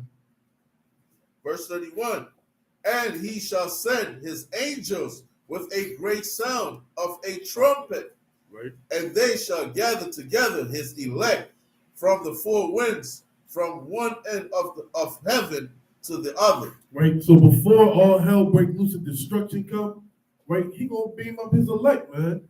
The 144,000 and the 1/3. Right. This is after the tribulation, the Jacob's trouble that we got to go through. But before he destroys this place, he going to beam us up, man. The next thing you know, ain't going to be no more Babylon. Right. Ain't going to be no more having to work. No more having to wake up at 6 in the morning, crust still in your eyes, morning that you got to get up and worry about taking a Pfizer. Right? We can say that. Yeah, you can say the five. Take a Pfizer or a Johnson & Johnson. You ain't got to worry about that no more, man. Right? We're going to be in peace. We're going to be looking at Babylon be destroyed through the sea of glass, man. That's right. We're going to be chanting the name of the Lord and magnifying his name and chanting him more so he destroy more. That's right. Then we're going to ask, can we get in on something? That's right. A quick precept. Oh, sorry. There's more on that? Or that was it? All right, real quick, Zephaniah 1:17. Right? Now we can do a whole lesson on the day of the Lord, right? You know, I want to get this quick precept, Zephaniah 1:17. You gotta think about it. This is the Most High's movie, man. Man, you watch them movies, Die Hard and Rambo, and when if they can make that entrance and the damn scene stop, and they got the music, you understand, and everybody's looking around and it's a climax, and just when you think that the damn good guy's going to lose or that the earth is about to be destroyed, here comes the hero right on time, man. Right? They got it from the scriptures, man. We're going to be looking like we're at wit's end. Then the Lord is going to return, right? Then all hell is going to break loose. It's going to be fire, brimstone. It's going to be dust and ashes. Brother seen War of the Worlds? Remember the damn Edomites was running? Get them zapped, man. Getting pulverized. Getting turned into fire, right? And brimstone, man. That's how it's going to be in the day of the Lord, right? So this is Zephaniah 1:17. Book of Zephaniah, chapter 1 and verse 17. And I will bring distress upon men. It's the day of the Lord. That they shall walk like blind men. They're going to walk, people butting heads, man, running off of stuff. They're not going to care where they're going, man. They're going to walk like blind men, read. Because they have sinned against the Lord, and their blood shall be poured out as dust. And their what? And their blood shall be poured out as dust. They have a bag of dust. You got something dusty, you kind of do this, and all of the dust go all over the place, right? That's how the man's blood is going to be. Dust up there, dust in the trees, dust up, blood in the water. Blood is going to be everywhere, man. Blood is not just going to be a puddle of blood like somebody got stabbed. Blood is going to be everywhere. Like a Quentin Tarantino movie. Yeah, like a Quentin Tarantino movie, man. Right. Damn, slice somebody, the blood spilling out. That's how it's going to be, man. And the Lord said it's going to be to the horse's bridle, right? It says about the space of, say, what, 120,000 furlongs? We'll get it at Revelation 14, but it's a lot of blood. 60, right? 1,600. Come on, let's read on, King. And their flesh as the dung, neither their That's it, man. You don't gotta get the rest. I want to get that quick precept in Revelation chapter. Slaki, bear with me. I believe that's chapter 19 or 14. Bear with me. Revelation 14 and 20. Right? Revelation, let's start at 19. Right? That's how the day of the Lord is going to be, man. Right? Revelation chapter 14 and 19. This is the book of Revelation, chapter 14 and verse 19. And the angel thrust in his sickle into the earth and gathered the vine of the earth and cast it into the great vine, the great winepress of the wrath of Yahweh. Yeah, the Lord's going to take all of the other nations and put them in a winepress to destroy them. Go on. And the winepress was trodden without the city. Meaning outside, where the city, right? You're not going to have blood shed amongst the elect. All of the blood is shed is outside of the elect, the other nations, without the city. Go on. And blood came out of the winepress. What the Lord say? And blood came out of the winepress. Blood. Go on. Even unto the horse bridles. And horses, what? Well, how tall is a horse, man? On all four? 8 feet. 8 feet. And remember, horses was bigger back then. The elephants, creatures was a lot larger than they are now. It's not talking about the Pony Express, man. Right? It's talking about these massive stallions, man. 8 to 10 feet tall. To the horse's bridle, go on. By the space of 1,600 furlongs. Now, you look that word furlong up in the Greek, it's stadium, and it means about 600 feet. So if you have 1,600 furlongs and you multiply it, you're going to get, I did the math on a cold cut. See, they say 200 miles, right? Now, when you do that, let's do the math real quick, right? Well, that's yards, right? We can do it in miles. So that's, 200 miles of blood. That's how high, 200 miles. So, and then I looked it up, and I looked at how much blood is in the actual person. It was like 1.5 gallons. So that's one, imagine how many gallons it takes to get to 200 miles. That's how many people are going to die, huh? Every person has 1.5 gallons of blood. You got to kill all these people to top and max out at 200 miles, man. Millions and billions of people are going to die, man. You understand? If you got 1.5 gallons in your body, that's a math equipment. I can sit there and do the math, but it takes this many people to die. We don't know how many people there's going to be, man. 200 miles is a lot. So like that's from Baltimore to New York. Pretty much, man. See that? Let's get her back in 3-1. That's crazy, man. That's a lot of blood, man. That's right. People think the Lord is some nice guy, man. The Lord coming to do a lot of damage, man. He gonna enjoy doing it, man, for the wickedness that this earth has been promoting, man. That's right. Right? It's the book of Habakkuk, chapter 2 and verse 1. 3-1. 3 and verse 1. A prayer of Habakkuk, the prophet, upon Shignoth. O Lord, I have heard thy speech and was afraid. Right? So Habakkuk heard of how the Lord is coming back with hundreds of millions of angels. He coming back with his blood, died in the blood of the heathens from Taman and Dedan, right? Revive thy work in the midst, O Lord, revive thy work in the midst of the years. In the midst of the years, make known. Right. In wrath, remember mercy. In what? In wrath, remember mercy. The Lord is coming in pure wrath, man. You ever been so mad that you blinded and you can't stop? Right? You done hit 100, and once you at 100, ain't no coming down, man. That's how the Lord gonna be. Right? Habakkuk is praying, in your wrath, remember mercy. Yeah. Right? He gonna be bloodthirsty, man. Right? The angels gonna be bloodthirsty, man. It's gonna be crazy in these last days, man. Hey, quick point, Slucky. Quick point in 2 Samuel 24, the Lord had to tell an angel to chill out. Remember, he was destroying all of the masses of people, and the Lord said, chill the hell out. Hey, relax. Because it tells them death angels rejoice, man. That's their thing. So like the brother said, Yahweh Shah is the Habakkuk said, Lord, please just look, show some type of mercy. You know? So we keep going. Yeah, verse 4, right? Verse 3. Yahweh came from Taman, and the Holy One from Mount Paran, Salah. His glory covered the heavens, and the earth was full of his praise. Right, so the glory to all the angels covered the earth, man. The clouds was covered, man. Right, all you gonna see is just UFOs up in the sky, man. People running and screaming, getting zapped, beams, lightning, right? Ain't gonna be no time for people to do wickedness because they're gonna be terrified when the Lord comes, man. That's right. And his brightness was as the light. Right. He had horns coming out of his hand, and there was the hiding of his power. Right. He had horns coming out, laser beams coming out his hands, man. Right? Not his actual hand, but the chariots, man. You never know how the Lord coming back, man. That's right. Right, y'all see Dragon Ball Z when he was shooting the Kamehameha, man. The Lord probably gonna be doing that, man. Ain't no telling how the Lord gonna get down, man. But that's where his power was. All his destruction was coming from his hands, man. That's right. right? His power is coming from the chariots, man. He might cut down off the chariot, stab you up, slice you up. Right, there go 1 gallon of blood right there. Right, then the person behind him, pow, that's a half gallon because he still got some left in him. Right, ain't no telling that the Lord gonna drain people out, man. Right. Verse 5.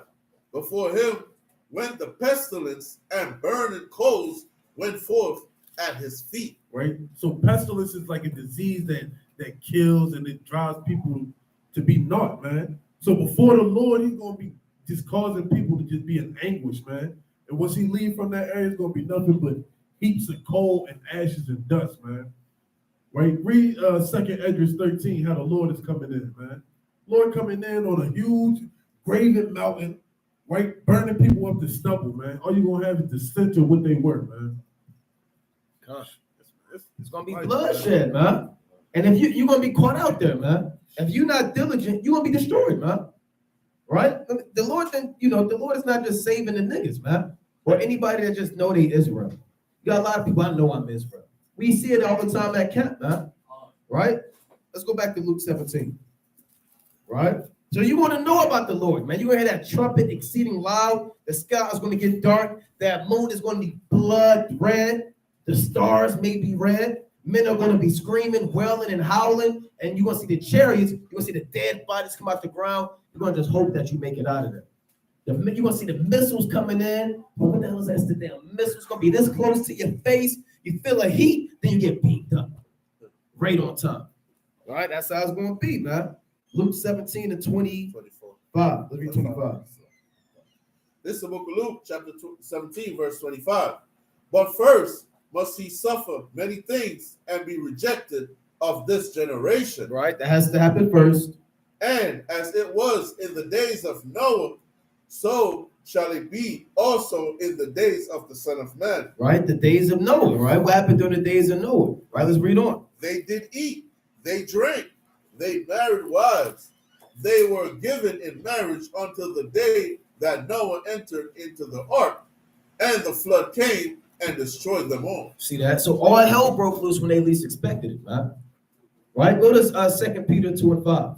That was happening during the days of Noah, man. Right? Shut up, Noah. We don't believe it's going to rain. What do you mean a flood? Why don't you do so-and-so with your flood, man? Right? They were scoffing, man. At that big boat you build. Where you going, though, with that big boat? Right? You're wasting your time. God is in here. He forsook us. And they tell you that in the movie, that was one thing they got right in that movie, Noah, with Russell Crowe. Right? A lot of that stuff was madness. You watched that movie with Noah, man. But one thing they got right, the sons of the wicked, they said the Most High, it was like the Most High forsaking the earth, man. That was them scoffing against Noah. Right? Bring that out, King. This is the book of 2 Peter, chapter 2, and verse 5. And spared not the old world. The old world is the world before the flood, right? But saved Noah, the eighth person, a preacher of righteousness. What was Noah? What was his occupation? A preacher of righteousness. No, he was just building boats. A preacher of righteousness. He was a preacher of righteousness. What is righteousness? The law, statutes, and the commandments. That's right. That's Deuteronomy 6 and 25, Psalms 119, 172, Philippians 3 and 9, and many other precepts. The faith and the law is the righteousness that Noah preached, man. So he was out there shaking a hand, right? He didn't have a brother holding post. He didn't have a reader. He didn't have the scriptures. He was just out there. He had it in the spirit, man. Getting on the people, telling them a flood is coming. Get right or get put to death, man. So what do you mean a flood? Like we talk about the missiles, right? And what do you mean the missiles, man? America will never be destroyed. UFOs, that's bananas, right? And you're a black guy. You can't tell me anything. That's the white man's book. He wrote that. Anytime somebody come up to camp and say, who wrote that book? You already know how it's going to go.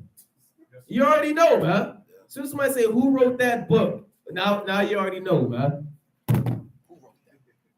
No, who wrote? Tell me what it is, man. Right? I don't want to hear you. I want to. No, they say, I don't want to hear that book. I want to hear you, man.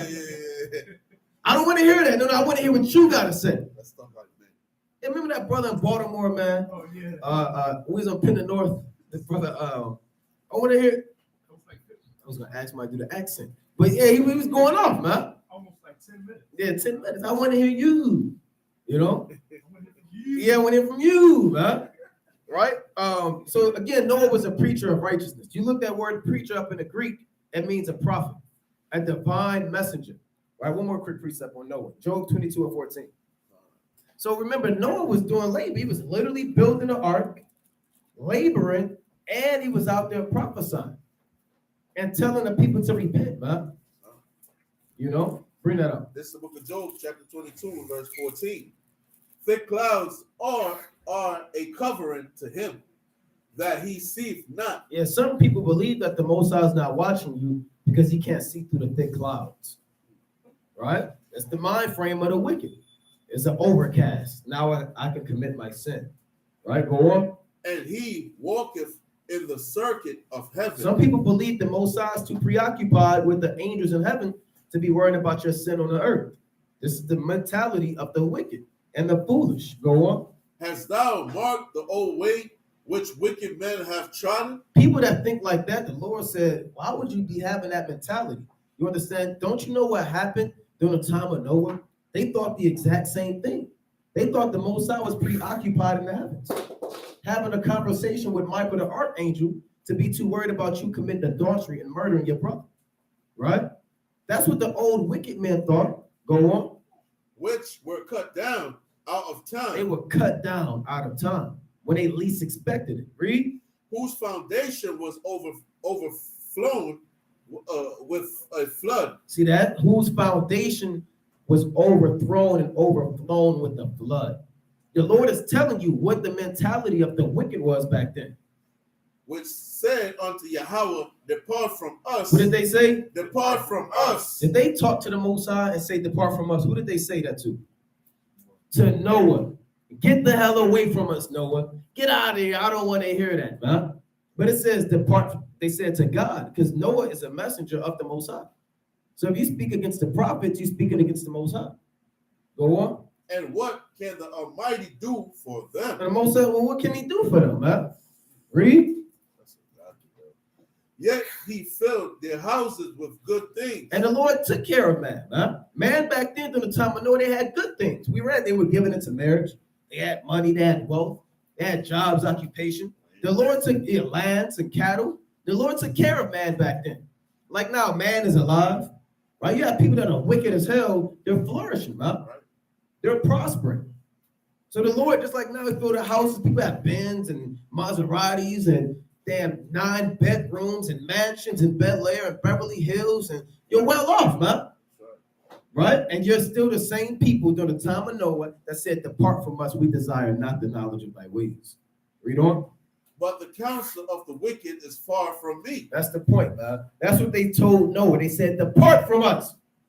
And you're in the days of Noah right now. When we go to the harbor, we're going to see it. We see marriages, weddings, mirth, festivities, rejoicing, you know, selfie stick. They'll come up to you, break the scriptures down, eat popcorn. Dance party. Yeah, dance parties. They was damn doing the damn beat, what they call it, beating your feet, right? You said what? Oh, they call it rocking off in Baltimore, right? It was rocking off, man, right? But brothers they don't know, you know. But that's what they was doing. That's what they call they kind of do them things, man, right? So that's what they do at the harbor, man. They rock off, right? They beat their feet. They dancing. They having competitions. They rapping. You got the old nasty man playing the guitar. Everybody's looking to have a good time. The trumpet man. Yeah, the man that plays Sade and a Telvin Campbell every Sabbath. The same soundtrack, right? That's what people are doing, man. Instead of repenting and coming back to the Most High. That's why we hate the harbor, man. Right? You want to go back to Luke 17? Let's go back to that. So you're in the days of Noah all over again. That which hath been is now, that which to be hath already been, and the Most High requireth that which is past. Let's read on. Luke 17:26.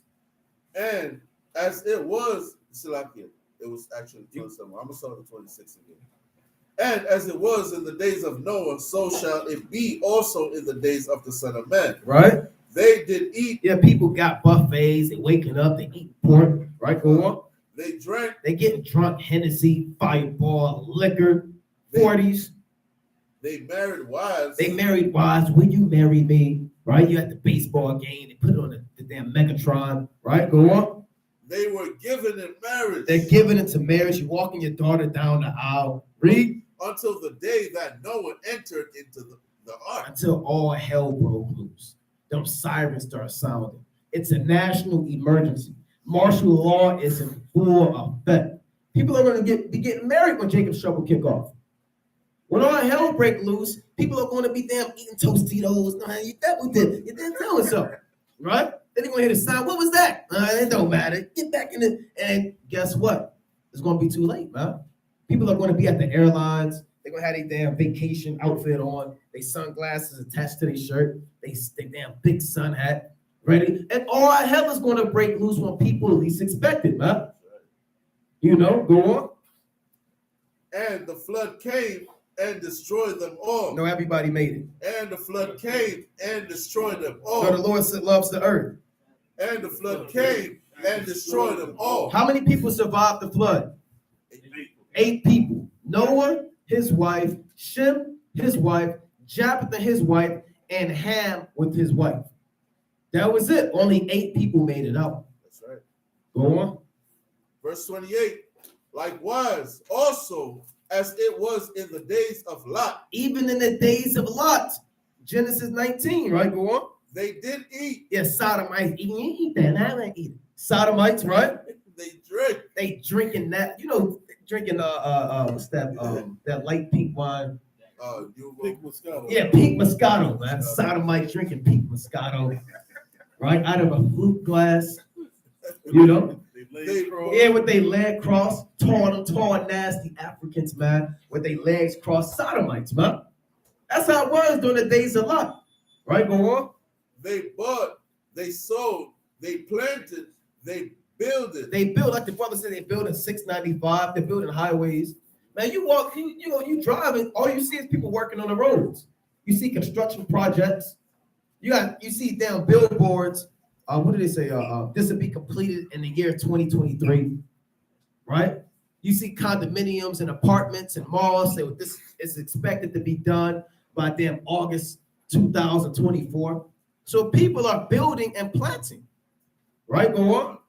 But the same day that Lot went out of Sodom, it rained fire and brimstone. The day you get beamed up is going to rain fire and brimstone from heaven and destroyed them all. Right? Real quick, let's go to, we don't have to read the whole Genesis 19, but let's read 24.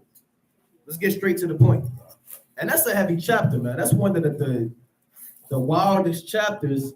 You got Judges 19, Judges 20 and 21, Genesis 19, 2 Samuel 13. You got some wild accounts, man, for lack of better terms, of ungodly men. Let's read that. Book of Genesis, chapter 19 and verse 24. Then the Lord rained upon Sodom and upon Gomorrah brimstone and fire from the Lord out of heaven. Read. And he overthrew those cities and all the plain and all the inhabitants of the cities and that which grew upon the ground. And that which grew upon the ground.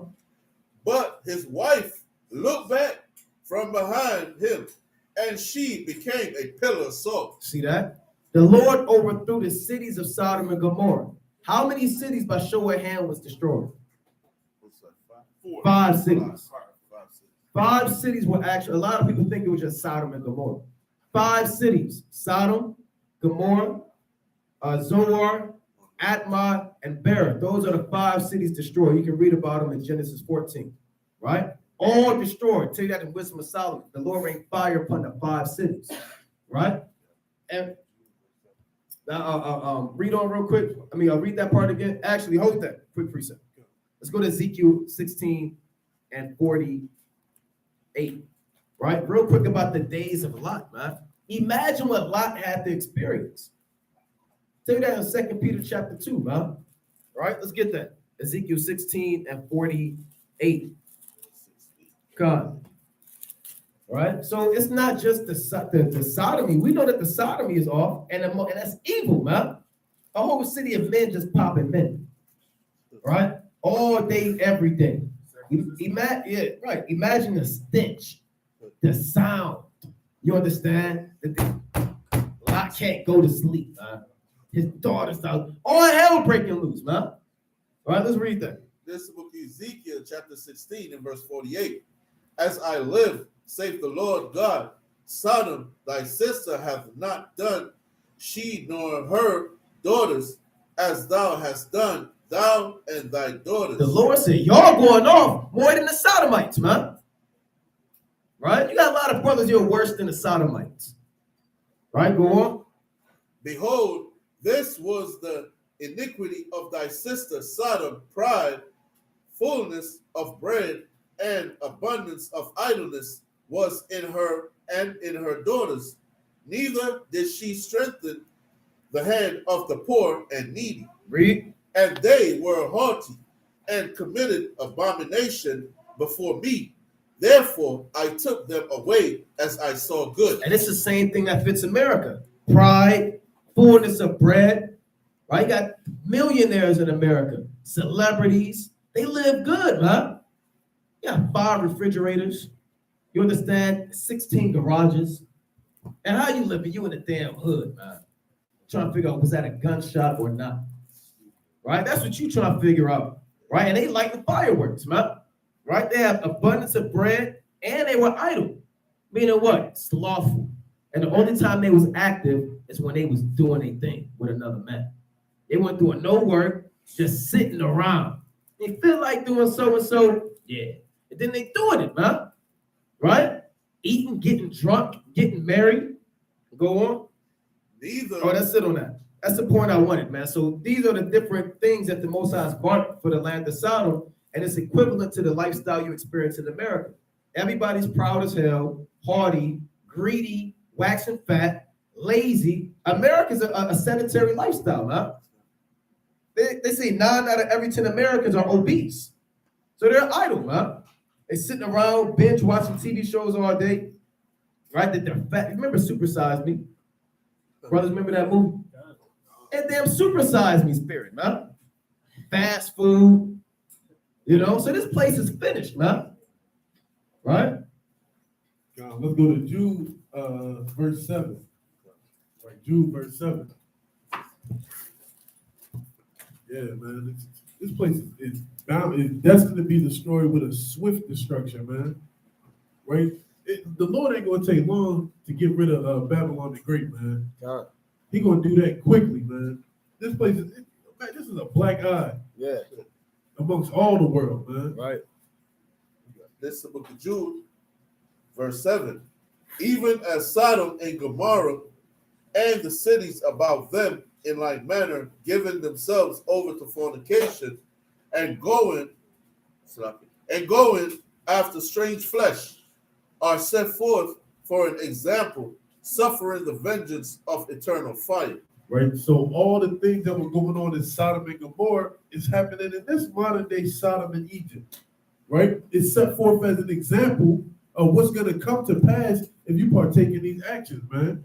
Right. In June, they got Gay Pride Month. Right. They turned the whole street, the Gay Street, right by the harbor, into a dance floor. Yep. Got grown men, 6'7", 6'8", voguing, right? Doing that's what be going on over there, man. Got the rainbow flag. We can see the Under Armour building from where we teach at. Yep. June 1st at 12 a.m. it turned into a rainbow, man. Right. Wait, the same thing Sodom and Gomorrah was probably doing, man. They was probably mocking the rainbow back then. Yeah. Right? And this is Sodom and Egypt. Let me get that Revelation 11 and 8, man. Right, this is Sodom in this day and age, man. Right? Israel over there, that's Sodom. Anywhere the so-called white man dwells is Sodom, man. Right? You got the Greeks, they was into pedestry. Yeah. Get the little boys, take them out in the woods saying that they mentoring them. What they call it? When they took the little boys and they said, I can't remember what it's called. That's what Boy Scouts. No, not the Boy Scouts, but they would bring them in and they would tutor them up. Yeah, well, a quick point, like the brother said, man. When you look up pedestry, they would take these Edomite boys out and pop them. And a lot of jakes, you was into that lifestyle. You was getting popped by them Edomites, man. And they'll take you out in the woods and they'll entice you and seduce you. like the brother said, like the modern day Boy Scouts, and they'll come back and they'll make you entice your local friends to go out in the woods with them. And one more quick point. There's a Greek, we used to have it on one of the camp posts. It's a Greek man by the name of Archimedes or something like that. Right? I have to find it. But he has a famous quote. You brothers know his famous quote? I'm gonna try. He said, as a young man, no, he said, as an older man, I take men's wives away from their husbands. And as a young boy, I take husbands away from wives. That was his quote, man. That's what he lived by. He said, as a older man, I take away your wife from you, commit adultery. And when I was a young boy, I take your husband away from the wife, and he deal with me, man. That's wicked, man. Yeah, let's get Revelation 11:8. It's the book of Revelation, chapter 11, verse 8. And their dead bodies shall lie in the street of the great city, which spiritually is called Sodom and Egypt. Right, and that's what we got. Nothing but dead bodies walking to and fro, lying down in Sodom and Egypt, man. The gayest place in the world mixed with the most oppressed place in the world, man. That's a recipe for disaster, man. That's right. Right, you got a whole bunch of gay, depressed, overworked people, man. Right. Right, so you know once they get that little bit of time of freedom, they're gonna freak out, man. Right. Right, don't go down Fells Point Saturday night after 2. Right, you're gonna think you're talking to a sister until he cough. Right, this is the stuff that we got to deal with in Babylon the Great, man. This place is awful. You know what I'm saying? So this is spiritually Sodom and Gomorrah, and it's set forth as an example. Right, it's an example of what's gonna happen to this place. Right, so don't get comfortable here. Don't think that this is like a quick punishment, man. Right, this is what we brought on upon ourselves, man. So we're reaping what we put out, man. What you put out is what you get, right? So this is what we got. Oh, you found it? No, what the hell? Right. See that? Right. This is what's happening, man. Oh, Right. This is the same thing that you're dealing with, man. Is he grabbing his chest? Yeah, he grabbing his chest. oh, man. So you're in modern day Sodom, man. I gotta find that quote. God, this is what we're dealing with, man. All these things was written aforetime for our learning, man. So we got to go out there and reprove the Sodomites. We got to go out there and reprove the dykes, man. And we was talking about that yesterday at camp, man. That homosexuality spirit, it's a whole bunch of spirits that come along with it, man. Right? You got that aggressive, I want to fight spirit. Right? Women wanting to fight men. Right? It's wicked, man. And these are all what the so-called white man has taught us, man. Because he's a vagabond. He goes from society to society to society, picking up the most wicked traits and holds on to it. Right? And it forces us on our people, man. Empire, right? Empire is gay. That's a gay show, man. Right. Everything in Babylon the Great is crooked, man. It's crooked. You got it. Yes, right. Even the show with 50 Cent, the one that Oh, Power. Yeah, man. He put that gay scene in the movie, man. That's Ever right. since he did that, yeah, let's stop watching it, bro. I can watch it. See that? Let's go to 2 Peter 2 and 6. Start at 7. Right? So let's read that real quick. 2 Peter 2 and 7. This is the book of 2 Peter, chapter 2, and verse 7. And delivered just Lot, And Lot was a just man, right? And delivered just Lot. vexed with the filthy conversation of the wicked. Imagine the things that Lot heard every day, right? The sound, the conversations, the plans that they had. We get vexed right now with the filthy conversation of the wicked, man. That's right. We hate them overhearing the folly going on in the world, man. Yeah, I want to do so and so. What are you doing tonight? Right? You at work? What are you doing? I'm going and getting drunk. I'm gonna take his woman from him. Right? We get vexed, man. You want to speak up, you understand, but you gotta kind of keep your job too. Man. Jake, you at the workplace, Jake talk about all manner of wickedness, man. All manner, man. Folly and vanity, man. And you gotta kind of leave, man. I had to get out of there, man. You know? So that's how we are. We're vexed like Lot, man. Go on. For that righteous man dwelling among them, That righteous man dwelling among them is seen and hearing, vex his righteous soul from day to day with their unlawful deeds. See that? That's how we are, man. Right. That righteous, you're the righteous man, dwelling amongst the Sodomites, and your soul is being vexed every day. And it says in seeing and hearing. He had to see it. He had to hear it. He had to smell it. You understand? The unrighteous deeds of the Sodomites, man. So that's why the Lord destroyed Sodom and Gomorrah, man. With fire and brimstone, man. That's an evil place. That's right. Now, go back to Genesis 9. Go back to Luke 17. Right? Let's go back. Okay, guys, lucky. Let's go to Wisdom of Solomon, chapter 10, and verse, we can start at 1. Yeah, we'll make this quick because we don't get stupid with it. 10:1. 10:1. Book of Wisdom of Solomon, chapter 10, and verse 1.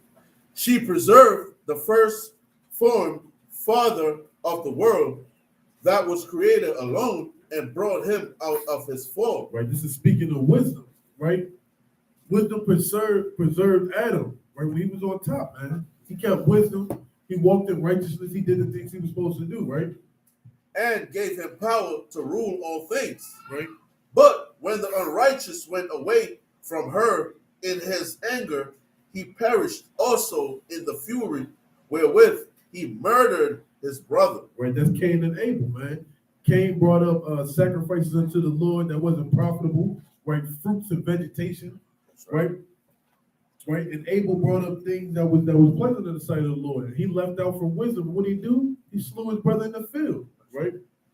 For whose cause the earth being drowned with the flood, wisdom again preserved it and directed the course of the righteous in a piece of wood of small value. Right, the earth was going off, being wicked, doing all the things that they imagined in their own mind. Right, going what they was talking about in Genesis 6 and 5. Right, doing any and everything that came to their mind. But wisdom preserved it, man. Had Noah start building this ark, right, put his family in there. Moreover, the nations in their wicked conspiracy being confounded, she found out the righteous and preserved him, blameless unto Yahweh, and kept him strong against his tender compassion toward his son. Right. When the ungodly perished, she delivered the righteous man who fled from the fire which fell down upon the 5 cities. Right. So wisdom kept Lot. Right. Imagine how vexed he was, man. But wisdom kept him, right, and his sons, right, and just dwelled with him, right, and preserved him and pulled him out of Sodom and Gomorrah, so those 5 cities can be destroyed, right. We can read 7. Of whose wickedness even to this day the wasteland that smoketh in a testimony and plants bearing fruit that never come to ripeness, and a standing pillar of salt is a monument of an unbelieving soul. Right, so that was set up as a remembrance, right, a continual remembrance from time to generation, that this salt, that pillar of salt who was Lot's wife, is a memorial to the unbelieving soul.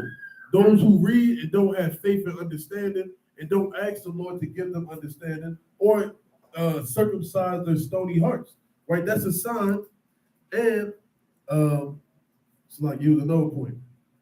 A testimony that plants being planted and bearing no fruit, man. So you don't want to be that seed that gets brought forth and brings up a plant, but the fruit is disgusting, man. Right? You bite into the apple and it's not what you expected. So don't be that plant that brings up fruit that's not worthy of being eaten, man. So whatever you do, you got to be that plant that's planted by the rivers of water that bring forth fruit all times of the year. Right? You got mangoes, oranges, all types of fruit that can be eaten.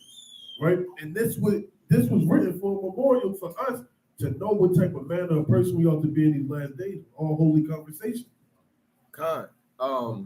Let's go back to Luke 17. Right? Luke 17 and 31. This is the book of Luke, chapter 17 and verse 31. In that day, he which shall be upon the housetop and his stuff in the house, let him not come down to take it away. and he that is in the field, let him likewise not return back. When all hell break loose, don't go back and try to save valuables and goods, man.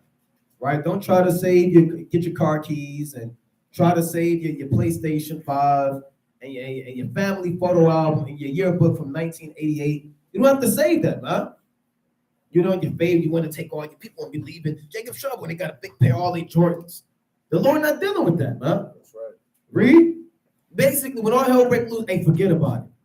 Now you're looking forward towards the kingdom. You're not worried about what you got going on in your house, all your canned goods. You're going to be on the go in those days, man. You're going to be a pilgrim on the earth. That's right? Go on. Remember Lot's wife. What the Lord say? Remember Lot's wife. Read that again. Remember Lot's wife. Remember Lot's wife. The brother just read about Lot's wife. What did Lot's wife do? She looked back. She looked back and became a pillar of salt. Let's go to Genesis chapter 13. Right? Let's go to Genesis, the 13th chapter, and we're going to start at verse, let's see where I want to actually start. Right? Because remember, Lot wasn't just a nigga, man. Lot was a wealthy man. Right? Genesis 13 and 5. Genesis 13 and 5, straight to the point. Book of Genesis, chapter 13 and verse 5. No, start at 1. I want to get the context. And Abraham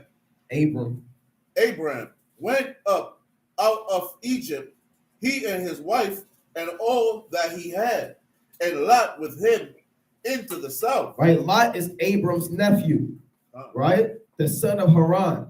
Go on. And Abram was very rich in cattle, in silver, and in gold. He was very rich, not in paper money. What made you rich? Cattle, silver, gold, land, slaves. That was how a man was determined to be wealthy. Not how many cars he has or paper money invented by the so-called white man. Right? Read on. And he went on his journeys from the south even to Bethel, unto the place where his tent had been at the beginning, between Bethel and Hai. Right? Unto the place of the altar which he had made there at the first, and there Abraham called on the name of the Lord. He called upon Yahweh, right? Bashim read. And Lot also. And Lot was very rich. It says Lot also. Lot was very rich. And Lot called on the name of the Lord with Abraham. Right? Read on. Which went with Abraham, had flocks and herds and tents. Flocks and herds and tents, man. Lot wasn't up there mooching off of Abraham, man. Begging him for stuff. Lot had his own thing, man. That's right. Right? Equivalent to flocks and tents and herds. Tents are what? Houses. He had property modern day times, man. He had houses. He had a monopoly. He owned apartment complexes. He owned hotels. You understand? He had towers. That's the equivalent of tents, right? His cattle, he had farmland and land and cars. That's all your modern day riches. But that's what he had back then. He had tents, man. That's right. He had just one tent, pack it up. He had men servants and all of that. Read on. Right. And the land was not able to bear them. This is why she turned back, right? The land was not able to bear them.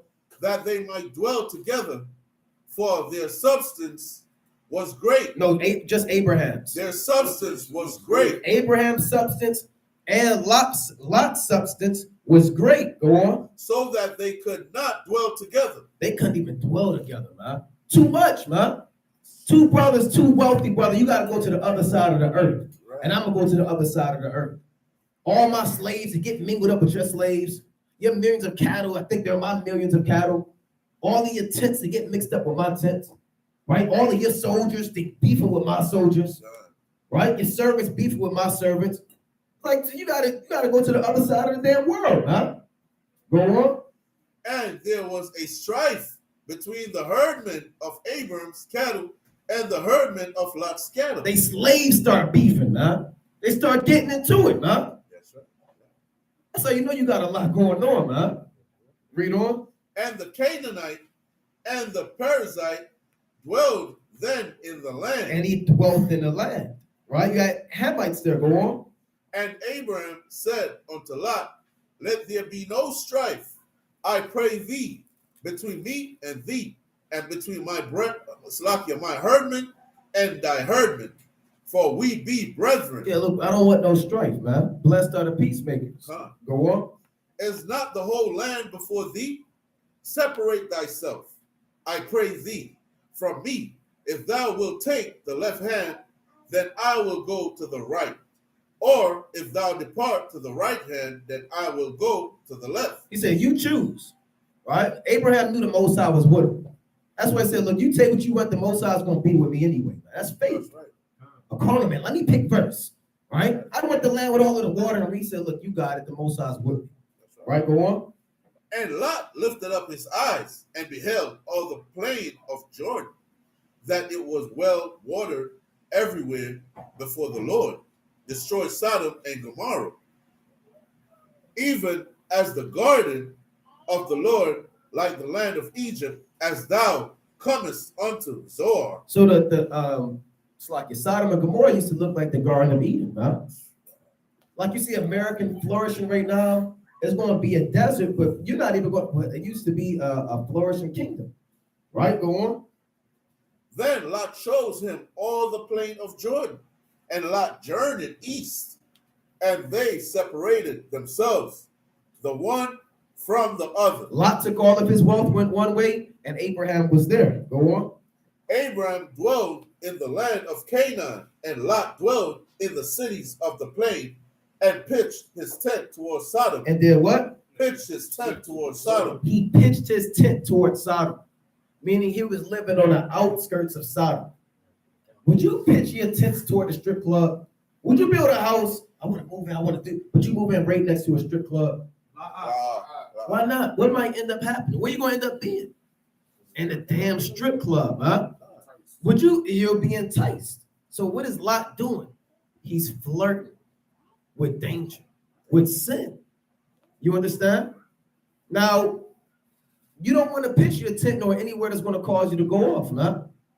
Right? And your body's your modern day tent, your earthly tabernacle. You don't set yourself up in a situation where you're liable to go off and be enticed, like the brother said, and sin. So this was Lot's first mistake, right? People think he always lived in Sodom. He didn't always live there. He used to live on the outskirts. And whatever happened. Now he ended up living there, huh? And the Lord don't tell you how he went from living on the outskirts of Sodom to now he's inside with the Sodomites, living in their kingdom. Got enticed with the cities and the bright lights, right? Now, go to Genesis 19 real quick, right? Genesis 19 and 26. 25. This is the book of Genesis, chapter 19 and verse 25. And he overthrew those cities and all the plain and all the inhabitants of the cities and that which grew upon the ground. So he went from living outside of Sodom to living in Sodom, right? And the Lord overthrew the cities. Go on. But his wife looked back from behind him, and she became a pillar of salt. She became, and here's a pillar of salt. This is Lot's wife. You can look it up. It's still there to this day. That's real. This is real. The brother read in the Wisdom of Solomon, the 10th chapter. It's standing to this day a monument of an unbelieving soul, right? The Lord then materialized and switched up her elements and turned her to a stone. The Lord did that, man. Why did she look back? Because she missed out on all of the wealth. She didn't want to see, I want to see the Lord destroy this wicked place, man. I gotta see. No, she turned back, man, because she was enticed with the world. The Lord said, remember Lot's wife, meaning what? You can't look back, man. You cannot look back. One more quick precept. Hebrews 9 and Luke 9 and 62. You can't look back, man. You got people in this truth, but they're still having thoughts about what life would have been like if they never came in this thing. Oh man, I can't. This truth is cool, but I'm thinking about going. As soon as you say I'm thinking about, you're going to be destroyed. That's right. It's even before you do it. It's the whole thought process of you wanting to be a celebrity, right? You might have wanted to be an athlete. You might have wanted to be some type of entrepreneur, but you start thinking about what life could have been. You're going to be put to death, man. Let's read that. This is the book of Luke, chapter 9, and verse 62.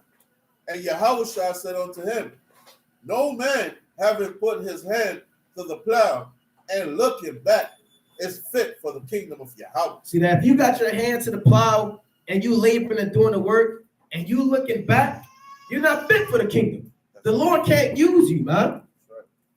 You can't be, they say that to put your head in the game. You can't be on a court or whatever, and then you thinking about damn TV, man.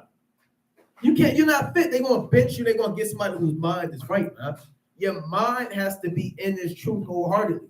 You can't be reminiscing, you can't be looking back on what life used to be and what you could have had, missing out on America, or you'll be destroyed, man. Leave all of that behind. If you don't leave it behind, you're not fit for the kingdom. You're not qualified. These are the qualifications of entering into the kingdom and being part of the elect. And if your mentality is off, the Lord can't use you. It is what it is. You're not fit. Let's go real quick, Philippians 3 and 13. Right? Philippians chapter 3 and 13. Stop looking back, man. You opening your full photo album. What if I should hit up Denise? Right? You're thinking about what else Jake doing, man? Trying to go to the club. I want to buy the club. Yeah, I know I got to keep the Sabbath day, but I finally saved up enough money. Right? The Lord isn't dealing with that, man. Right? You've been out of school for damn 15 years, but now you want to go back and take the Sabbath off because you picked up a crash course on how to be a dumb. Right? And now you're going back to college, man. Right? Let's read that. 3 and 13. Book of Philippians, chapter 3 and verse 13. Brethren, I count not myself to have apprehended, but this one thing I do. This one thing I do. Forgetting those things which are behind. What the Lord say? Forgetting those things which are behind. Amnesia. You don't remember it, right? You want to get to the point where you don't care about your old life because it's not life anyway. That's right. Right? You don't even remember it. What did I used to do? Oh, it don't matter. Let me read these precepts.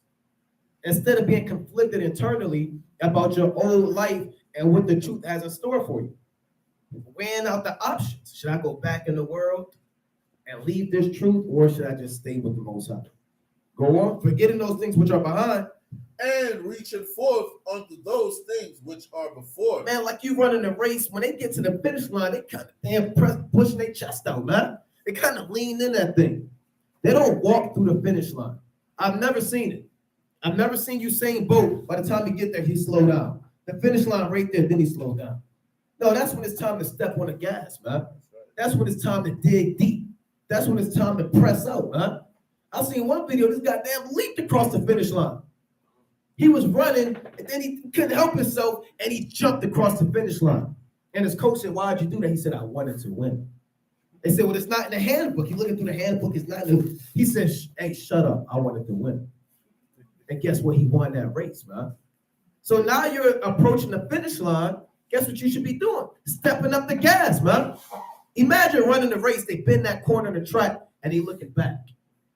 You're going to trip. You're going to fall. People are going to pass you. You got people get enticed by their mom in the crowd. Hey, mom, so. They running the race. They see their nephew. We're not here for that, man. We're focused on a race. They put blinders on the horses, man. You go to the horse track, they put the blinders on the horse. Why do they put the blinders on the horse, man? Keep them focused, man. So they don't get distracted by all of the stuff going on around them. You got to put your spiritual blinders on, man.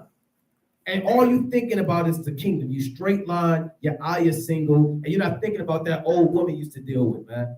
Latoya. I wonder what Latoya doing. Brother, she got 4 baby daddies, man. And 8 kids, man. What do you mean, what is Latoya doing? Maybe she'll finally hit me up. You on Facebook. You got brothers in the truth going on Facebook. I remember him. See what he's doing. All right? See if I can bring him to this truth. No, brother. No, you can't, man. Focus on the kingdom. See that? Right? Go on. And Philippians. Stop going on Facebook and looking up your old memories. I think they give you a notification.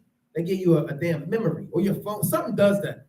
It might be your phone or Facebook. You said what? Oh, I don't know about that. Okay, yeah, all right. See that? So social media, they'll try to remind you of the life you had in the world. That's witchcraft, man. Remember who you were. Your damn phone, you studying, then your phone blop up. Remember you was the man, right? So you open up the damn thing and you was the man. You got your arm around the damn ladies, right? You got your damn fitted cap on. Remember Jake used to wear all the fitted caps. You got your old crusty fitted cap on. 7.5. Yeah, man. You damn doing your thing, man. Right. Damn phone pop up. Remember, you was the man, right? And your damn caption, you a woman. You was a bad bee back in 2018. Don't forget about it. Here you are fasting. Your phone pop up. Remember, you was a bad bee. Used to break necks. You're gonna end up clicking on that, man. Looking at all your old photos when you was 20 pounds lighter, man. And you had that weave in your head. And you're gonna miss out on that, man. Oh, damn, what I gotta do? You know? Then you start looking at weave again. You start checking on your old girlfriends. Then you back in the world stripping and tricking. Right? Read on, King. Verse 14. I press toward the mark for the prize of the high calling. What the Lord say, I press what? I press towards the mark. That's you running towards that finish line. It's like the brother said, you're so close. It's right there in front of you. The finish line is right there. What are you waiting on? You got to step on the gas, man. That's right. And those people that rock the motorcycles, when they want to, you got the people that they take cross-country trips. They just sit back doing this. Then you got the people, they damn doing the thing. They put the goggles on. They leaning in, and they ready to want to feel the wind. You want to be the brother that wants to feel the wind in your face, man. That's damn going in overdrive mode. That's right. You got somewhere you got to go, man. We're not on cruise control in the truth. In the right lane. Yeah, brother just stay in the damn middle lane driving all day. I don't have nowhere to go. They never want to go in the left lane, and they never get off the exit. They just stay in the middle lane all day. Going 65 miles per hour on an 85 highway. See the cows, right? You got people that do that Sunday drives. Right? You got time for a Sunday drive, brother? This good. Yeah, man, you in the damn gas Sunday drive, just in the middle, you just stay in the middle lane all day. Those brothers, they're not going to make it in the middle lane all day. You got to be, real quick, you got to be in what lane you're supposed to be in? The fast lane, man. The fast. They said, what, brother? See that, man? You got to be in the fast lane, man. Put your blinker on and get in the left lane, man. Well, listen, make the sound effect, man. And in that left lane, guess what? If you're not going fast enough, what they going to do? They're going to run you out that lane, man. Yeah. You either step on the gas or you're going to get back in the middle, man. Right? And they'll ride there like, man, get off my... You got to step on the gas, man. You might be behind somebody and you got to make them get over. That's how it is. That's life. And a lot of people, I don't get in the left lane. It's dangerous. It's hard. You got a lot of brothers, they scared of the fast lane. You can't be scared of the fast lane. What if they honk at me? What if they run me off the road? Well, brother, get off the damn highway, brother. And take the streets and get a crossing guard. You ask something? Let's read on real quick in Philippians. I press toward the mark for the prize of the high calling of Yahweh. Yeah, Lot's wife was supposed to press toward the mark. And if you know, if we read that account, then Lot looked back to check on his wife. He didn't even give a damn. I got somewhere I got to go, man. You can't be concerned when people start falling out and you look back. And they fell out, and you pray, and you keep it moving, huh? That's right. Go on. In Yahweh Hamashiach. Right, read up a little louder. Go on, King. Let us therefore, as many as be perfect, be thus minded. If you want to be perfect, have the mentality of Lot. Read. And if in anything ye be other wise-minded, Yahweh shall reveal even this unto you. If you were thinking about going back in the world, the Lord just revealed to you how you should be thinking. If you had thoughts of slipping and backsliding and being reprobate, then the Lord just revealed unto you the mentality that you should have in the last days, right? That's right. That's how it goes in this thing, right? One more quick precept, Hebrews 12:1. So keep your hand on the plow and don't look back. What are you looking back to? Philippians 3:13-17. Right? What are you looking back for, man? You got brothers that going in reverse. You on the highway, you stop and you going in reverse. You keep looking in the rearview mirror. Right? We're not looking in the rearview mirror, man. What if he catches up to me? Right? No, we're not worried about that, man. There you go. That means you ain't going fast enough. All right, let's read that. This is the book of Hebrews, chapter 12 and verse 1. Wherefore, seeing we also are compassed about with so great a cloud of witnesses, let us lay aside every weight and the sin which doth so easily beset us, and Wait, hold on, read that again. Salakia, From the top. Book of Hebrews, chapter 12, and verse 1. Wherefore, seeing we also are compassed about with so great a cloud of witnesses. Who are the witnesses in this account? Not the angels. All of the men and women you read about in Hebrews chapter 11. These are the witnesses. This scene that you're reading about, it's a man running the race. And the people in the crowd are all of the people that finished the race. You understand? Abraham, he's watching you, man. You understand? Isaac, Jacob. These are the great cloud of witnesses, man. Read on. These are all the people that endured. Right? Go on. Let us lay aside every weight and the sin which doth so easily beset us. You see that? Lay aside that weight holding you back. You have to ask yourself, what's holding you back from being in the left lane? You refuse to put air in your tire. You don't want to get your engine checked. Your damn brakes, you don't want to fix your brakes. You got to examine your car before you get in that fast lane, man.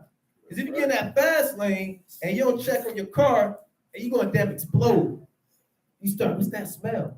Right? Your damn steam. Then you got to pull over. You got that bump. Then you got to kind of pull over. Right? Then you got to pop. Then you see them guys on the side of the road like this. Trying to figure out, looking at their car, kicking their damn car, man. Because they didn't check on their car, man. They seen the check engine light. They on the damn phone. What is that? AAA? They need the tow truck. Got a lot of brothers calling the tow truck in the last days. Lord, just get me out of this truck. It's not that I can't keep up. All right, just send me back in the world. Right, you got a lot of brothers on the side of the world, man, on the phone. With their hands on their face trying to figure out how they want to get their car fixed. And guess what else you see on the side of the road? Cars. And broke down cars. I seen it the other day on 40, man. And ain't nobody there. The car's just there. Yeah, just a lot of just cars, man. The brother showed the video, man, in New York. Right? When the flood happened, it was just cars on the side of the road. Right? That's the body without the spirit. Just destitute. Right? You got to examine yourself, man, before you get in that fast lane. Right? You got to race, man, and check yourself. Go on. And athletes do that. Don't they do that? They get a physical, right? They check in with their coach. They make sure their diet is up to par. They work out, and they check their body and examine their body to see if they're able to run this race. Right? Go on.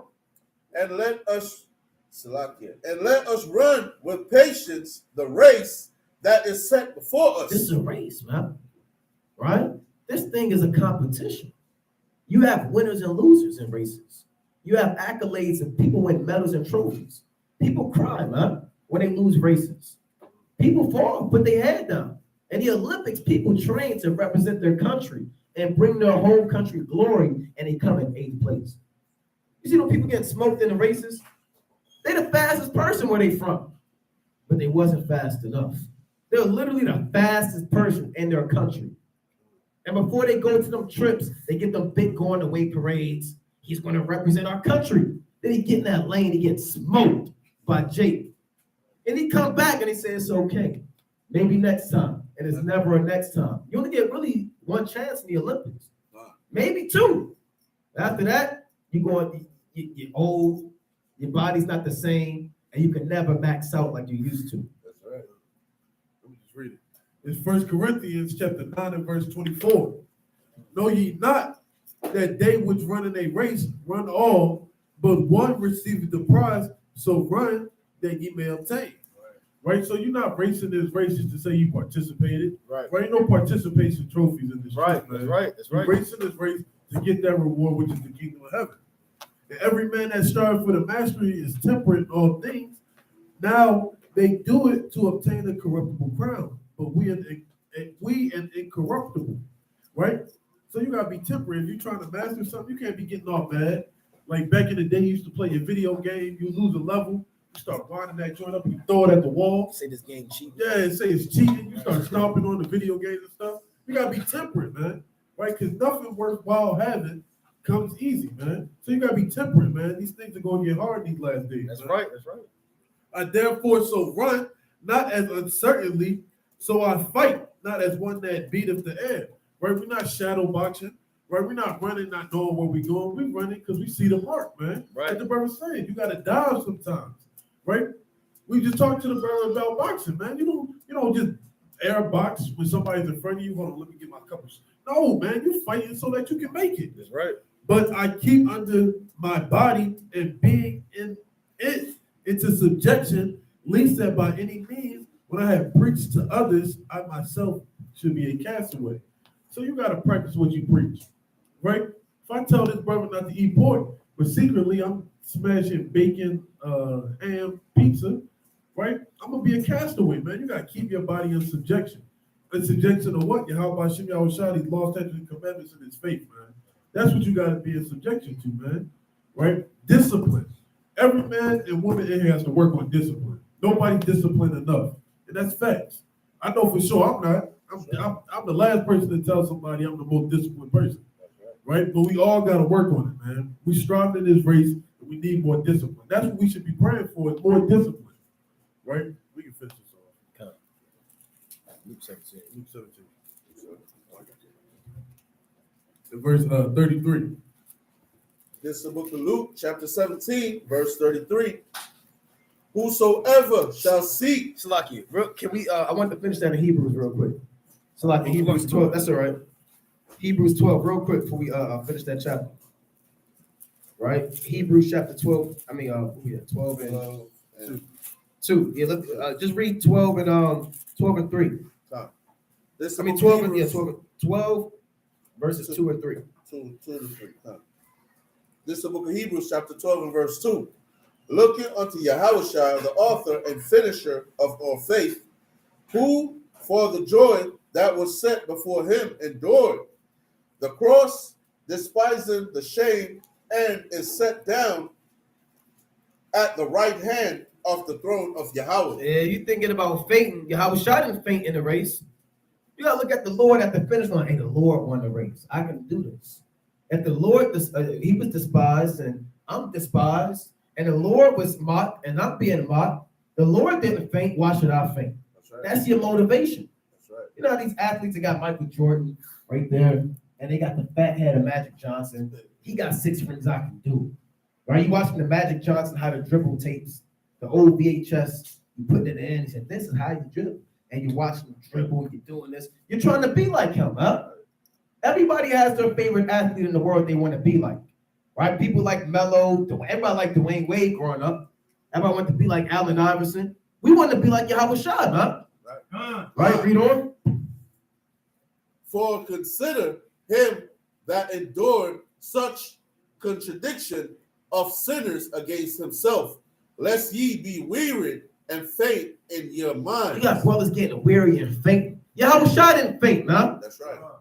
The Lord endured worse than you're ever enduring, huh? That's right. He knew he was going to die. He had a Judas. He had to deal with the demons, right? The Lord didn't answer his prayer before he gave up the ghost. He lost hope. He said, my God, why hast thou forsaken me?"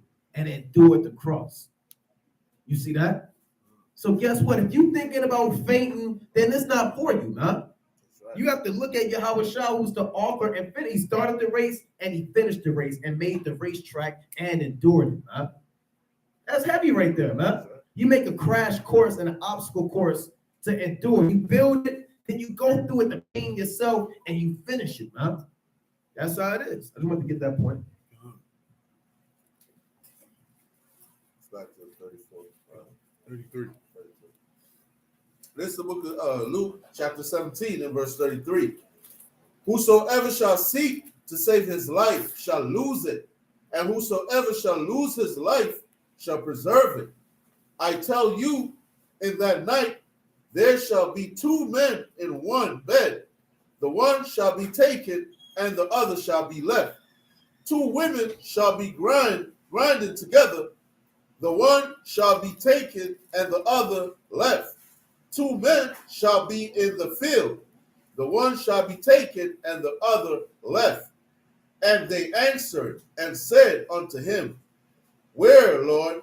And he said unto them, wheresoever the body is, thither will the eagles be gathered together.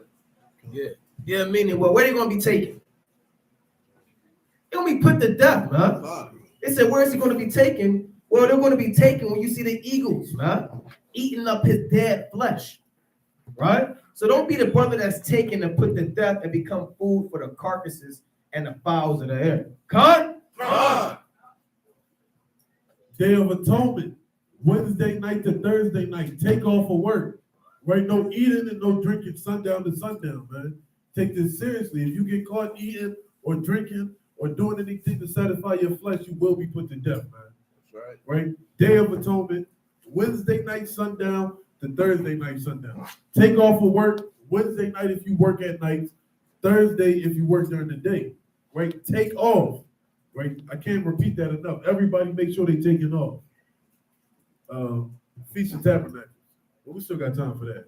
But Day of Atonement, man, make sure y'all taking it seriously. Lord willing, we're going to do the 24-hour marathon on the Day of Atonement, man. We're going to be at the school, right? Come get the word, man. Eat up while you're not eating up. Right. Yeah, that's right. Just want to let me back on that, man. It's important. If you got those sick days, them personal days, you got brothers taking off on their birthday, but not for the Day of Atonement. That's off, man. You got to call out that day, like the brother said, man. So keep that day serious. We're going to be, like the brother said, a marathon class, right? Most of we can rock it out sundown to sundown. We're going to endure as long as the Lord allows us to endure, right? And keep stay on top of the live stream we may be doing later, right? We may do a live cap later, so stay in tune for the live cap. And no sleeping during the Day of Atonement, man. Right. Don't sleep. Yeah, sleeping it through. Right. With that, shalom. Shalom. Thursday.